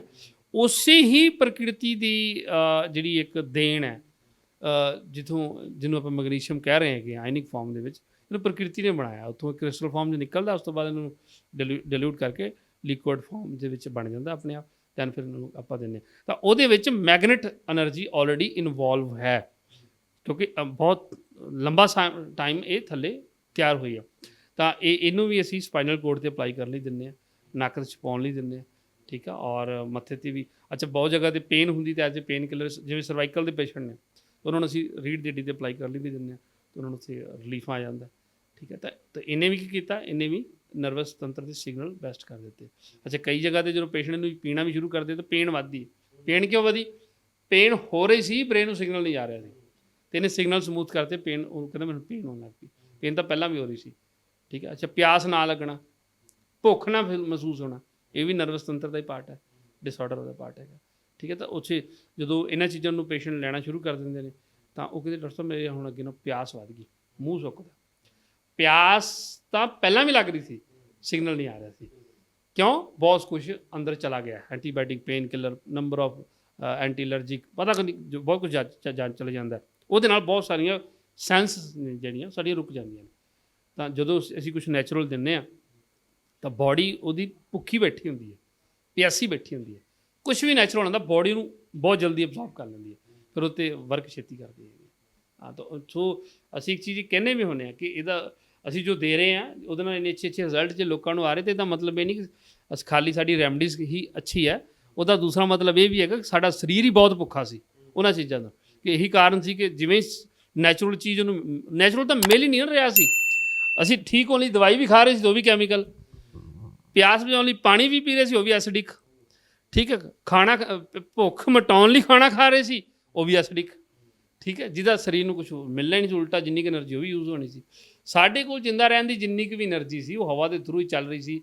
ਥੋੜ੍ਹੀ ਬਹੁਤੀ ਜੋ ਕੁਦਰਤ ਨੇ ਇਹਦੇ ਅੰਦਰ ਇਮਿਊਨਿਟੀ ਦਿੱਤੀ ਆ ਉਹਦੇ ਥਰੂ ਚੱਲ ਰਹੀ ਸੀ। ਨਵਾਂ ਅਸੀਂ ਸਰੀਰ ਨੂੰ ਬਣਾਉਣ ਵਾਸਤੇ ਕੁਝ ਨਹੀਂ ਦੇ ਰਹੇ ਸੀ, ਉਲਟਾ ਟੁੱਟ ਜ਼ਿਆਦਾ ਰਿਹਾ ਸੀ, ਬਣ ਘੱਟ ਰਿਹਾ ਸੀ। ਤਾਂ ਜਿਵੇਂ ਇਹ ਚੀਜ਼ਾਂ ਬੋਡੀ 'ਚ ਗਈਆਂ, ਬੋਡੀ ਨੂੰ ਤਾਂ ਇਹ ਲੱਗਿਆ ਜਿਵੇਂ ਭੁੱਖੇ ਨੂੰ ਰੋਟੀ ਮਿਲਦੀ ਹੈ, ਤਾਂ ਉਹਨੇ ਆਪਣੇ ਆਪ ਨੂੰ ਰਿਲੀਫ ਫੀਲ ਕੀਤਾ। ਉਹਨੇ ਤੁਹਾਡਾ ਵੀ ਧੰਨਵਾਦ ਕੀਤਾ, ਰੈਮਡੀਜ਼ ਨੂੰ ਬਣਾਉਣ ਵਾਲੇ ਦਾ ਵੀ ਧੰਨਵਾਦ ਕੀਤਾ। ਉਹਦੀ ਜਾਨ ਸੌਖੀ ਹੋਈ, ਦੈਨ ਸਾਡੀ ਵੀ ਬੋਡੀ ਦੀ ਜਾਨ ਸੌਖੀ ਹੋਈ। ਸੋ ਇਹ ਇਸ ਤਰ੍ਹਾਂ ਹੀ ਚੀਜ਼ਾਂ ਜੁੜੀਆਂ ਹੋਈਆਂ ਨੇ। ਸੋ ਹਮੇਸ਼ਾ ਸਮਝਾਉਂਦੇ ਰਹੀਦਾ ਕਿ ਕੁਦਰਤ ਨੇ ਬਣਾਇਆ, ਡਾਕਟਰ ਨੇ ਨਹੀਂ ਬਣਾਇਆ। ਜਿੰਨਾ ਮਰਜ਼ੀ ਇੱਥੇ ਆਪਦੀ ਪੁੱਠੀ ਸਿੱਧੀ ਸਾਇੰਸ ਯੂਜ਼ ਕਰ ਲਓ, ਇਹਨੇ ਜਿੱਦਣ ਵੀ ਸਿੱਧਾ ਹੋਣਾ ਹੈ, ਇਹਨੇ ਕੁਦਰਤੀ ਢੰਗ ਨਾਲ ਹੀ ਹੋਣਾ ਹੈ। ਹੁਣ ਆਈਏ ਵੀ ਇਹਦਾ ਆਪਾਂ ਜਿਹੜਾ ਇਲਾਜ ਜਿਹੜਾ ਉਹ ਤੁਸੀਂ ਦੋ ਤਰੀਕੇ ਨਾਲ ਦੱਸਿਆ ਵੀ ਮੱਡ ਥੈਰੇਪੀ ਦੇ ਨਾਲ ਵੀ ਕੀਤਾ ਜਾ ਸਕਦਾ, ਮੈਗਨੀਸ਼ੀਅਮ ਥੈਰੇਪੀ ਦੇ ਨਾਲ ਵੀ ਕੀਤਾ ਜਾ ਸਕਦਾ। ਕੁਝ ਖਾਣ ਪੀਣ ਦੇ ਵਿੱਚ ਵੀ ਬਦਲਾਅ ਕੀਤਾ ਜਾਂਦਾ। ਮਿਲਟਸ ਥੈਰੇਪੀ, ਠੀਕ ਹੈ। ਮਿਲਟਸ ਥੈਰੇਪੀ ਵੀ, ਕਿਉਂਕਿ ਜੋ ਵੀ ਅੱਛਾ ਖਾਵਾਂਗੇ ਉਹ ਬਾਡੀ ਦੇ ਉਹ ਰੀਫਾਰਮ ਕਰਨ ਦਾ ਹਿੱਸਾ ਬਣੇਗੀ, ਠੀਕ ਹੈ। ਹਰ ਟੁੱਟੇ ਹੋਏ ਸੈੱਲ ਨੂੰ ਦੁਬਾਰਾ ਬਣਾਉਣ ਦਾ ਹਿੱਸਾ ਬਣੇਗੀ। ਤੋ ਮਿਲਟਸ ਥੈਰੇਪੀ ਹੋ ਗਿਆ, ਅੱਛਾ ਫੂਡ ਹੋ ਗਿਆ, ਅੱਛਾ ਫਰੂਟ ਹੋ ਗਿਆ, ਰॉ ਫੂਡ ਹੋ ਗਿਆ, ਠੀਕ ਹੈ। ਇਸ ਤੋਂ ਅੱਗੇ ਦੇਸੀ ਗਾਂ ਦਾ ਦੁੱਧ ਘਿਓ ਹੋ ਗਿਆ, ਦਹੀਂ ਹੋ ਗਿਆ, ਠੀਕ ਹੈ। ਸਾਰੀਆਂ ਚੀਜ਼ਾਂ ਜੋ ਵੀ ਨੈਚੁਰਲ ਹੈ ਉਹ ਇਹਦੀ ਸਪੋਰਟ ਕਰਦੀਆਂ ਨਰਵਸ ਤੰਤਰ ਦੀਆਂ। ਜੋ ਵੀ ਅਨਨੈਚੁਰਲ ਹੈ, ਜਿੱਥੇ ਇਹਨੂੰ ਜ਼ਿਆਦਾ ਵਰਕ ਕਰਨਾ ਪੈਂਦਾ ਉੱਥੇ ਹੀਟ ਕਰੇਗਾ, ਸਮੱਸਿਆ ਪੈਦਾ ਕਰੇਗਾ। ਤੇ ਕੁੱਲ ਮਿਲਾ ਕੇ ਜੇਕਰ ਇਹ ਸਾਰਾ ਕੁਝ ਫੋਲੋ ਵੀ ਕਰ ਲੈਂਦੇ ਨੇ, ਦੁਬਾਰਾ ਹੋਣ ਦਾ ਵੀ ਖਤਰਾ ਰਹਿੰਦਾ ਇਹਦਾ, ਤੇ ਜੇ ਦੁਬਾਰਾ ਰਹਿੰਦਾ ਤਾਂ ਕਿਵੇਂ ਬਚਿਆ ਜਾ ਸਕਦਾ ਵੀ ਦੁਬਾਰਾ ਨਾ ਹੋਵੇ। ਦੇਖੋ, ਨਰਵਸ ਤੰਤਰ 'ਤੇ ਸਭ ਤੋਂ ਪਹਿਲੀ ਚੀਜ਼ ਅਸਰ ਜ਼ਿਆਦਾ ਉਹ ਕਰਦੀ ਹੈ ਡਿਪਰੈਸ਼ਨ, ਸਟ੍ਰੈਸ। ਇਹਨੂੰ ਕੰਟਰੋਲ 'ਚ ਰੱਖੋ ਆਪਣੇ ਨੂੰ, ਠੀਕ ਹੈ। ਇਸ ਤਰ੍ਹਾਂ ਜਦੋਂ ਵੀ ਸਾਡਾ ਸਰੀਰ ਤੁਹਾਨੂੰ ਲੱਗੇ ਕਿ ਮੈਂ ਇੱਕ ਕੰਮ ਨੂੰ ਲਗਾਤਾਰ ਕਰਦਾ ਜਾ ਰਿਹਾ ਜਾਂ ਮੈਂ ਡਿਪਰੈਸ਼ਨ ਫੀਲ ਕਰ ਰਿਹਾ, ਤਾਂ ਆਪਣੀਆਂ ਆਦਤਾਂ ਨੂੰ ਥੋੜ੍ਹਾ ਜਿਹਾ ਓਬਜ਼ਰਵ ਕਰੋ, ਆਪਣੇ ਕੰਮ ਕਰਨ ਦੇ ਤਰੀਕੇ ਨੂੰ ਓਬਜ਼ਰਵ ਕਰੋ। ਓਬਜ਼ਰਵ ਦਾ ਮਤਲਬ ਇਹ ਆ ਜਾਂਦਾ ਕਿ ਉਹਨੂੰ ਥੋੜ੍ਹਾ ਸੋਚੀਏ, ਦੇਖੀਏ, ਠੀਕ ਹੈ। ਅਤੇ ਉੱਥੇ ਕਿਤੇ ਨਾ ਕਿਤੇ ਅਸੀਂ ਪਾਊਜ਼ ਲਈਏ, ਠਹਿਰੀਏ, ਠਹਿਰ ਕੇ ਥੋੜ੍ਹਾ ਮੈਡੀਟੇਸ਼ਨ ਦਾ ਪਾਰਟ ਬਣੋ, ਫਿਰ ਬਾਡੀ ਨੂੰ ਨਿਊਟਰਲ ਕਰੋ ਤਾਂ ਜੋ ਨਰਵਸ ਤੰਤਰ ਸਾਡਾ ਹੀਟ ਨਾ ਹੋਵੇ। ਇਹ 'ਤੇ ਸਭ ਤੋਂ ਜ਼ਿਆਦਾ ਇਹਨੂੰ ਫੂਡ ਤਾਂ ਸੈਕੰਡਰੀ ਹੈ, ਸਭ ਤੋਂ ਪਹਿਲਾ ਅਸਰ ਜਿਹੜਾ ਇੱਥੇ ਜਾਣਾ ਹੈ ਉਹ ਡਿਪਰੈਸ਼ਨ, ਸਟ੍ਰੈਸ, ਐਨਜ਼ਾਈਟੀ, ਇਹਨਾਂ ਸਾਰੀਆਂ ਚੀਜ਼ਾਂ ਦਾ ਜਾਣਾ। ਤਾਂ ਉਹਨੂੰ ਅਸੀਂ ਕਿਸੇ ਨਾ ਤਰੀਕੇ ਆਪਣੇ ਲਾਈਫ ਸਟਾਈਲ ਨੂੰ ਇਸ ਤਰ੍ਹਾਂ ਡਿਜ਼ਾਈਨ ਕਰੋ। ਮੰਨ ਲਓ ਤੁਹਾਨੂੰ ਕਿਸੇ ਨੇ ਆਫਰ ਕਰਤੀ ਕਿ ਕੁਲਵੰਤ ਜੀ ਤੁਹਾਨੂੰ 10 ਲੱਖ ਰੁਪਏ ਮਹੀਨਾ ਮਿਲੇਗਾ, ਸ਼ਰਤ ਹੈ ਕਿ ਤੁਸੀਂ ਸੌਣਾ ਨਹੀਂ ਹੈਗਾ।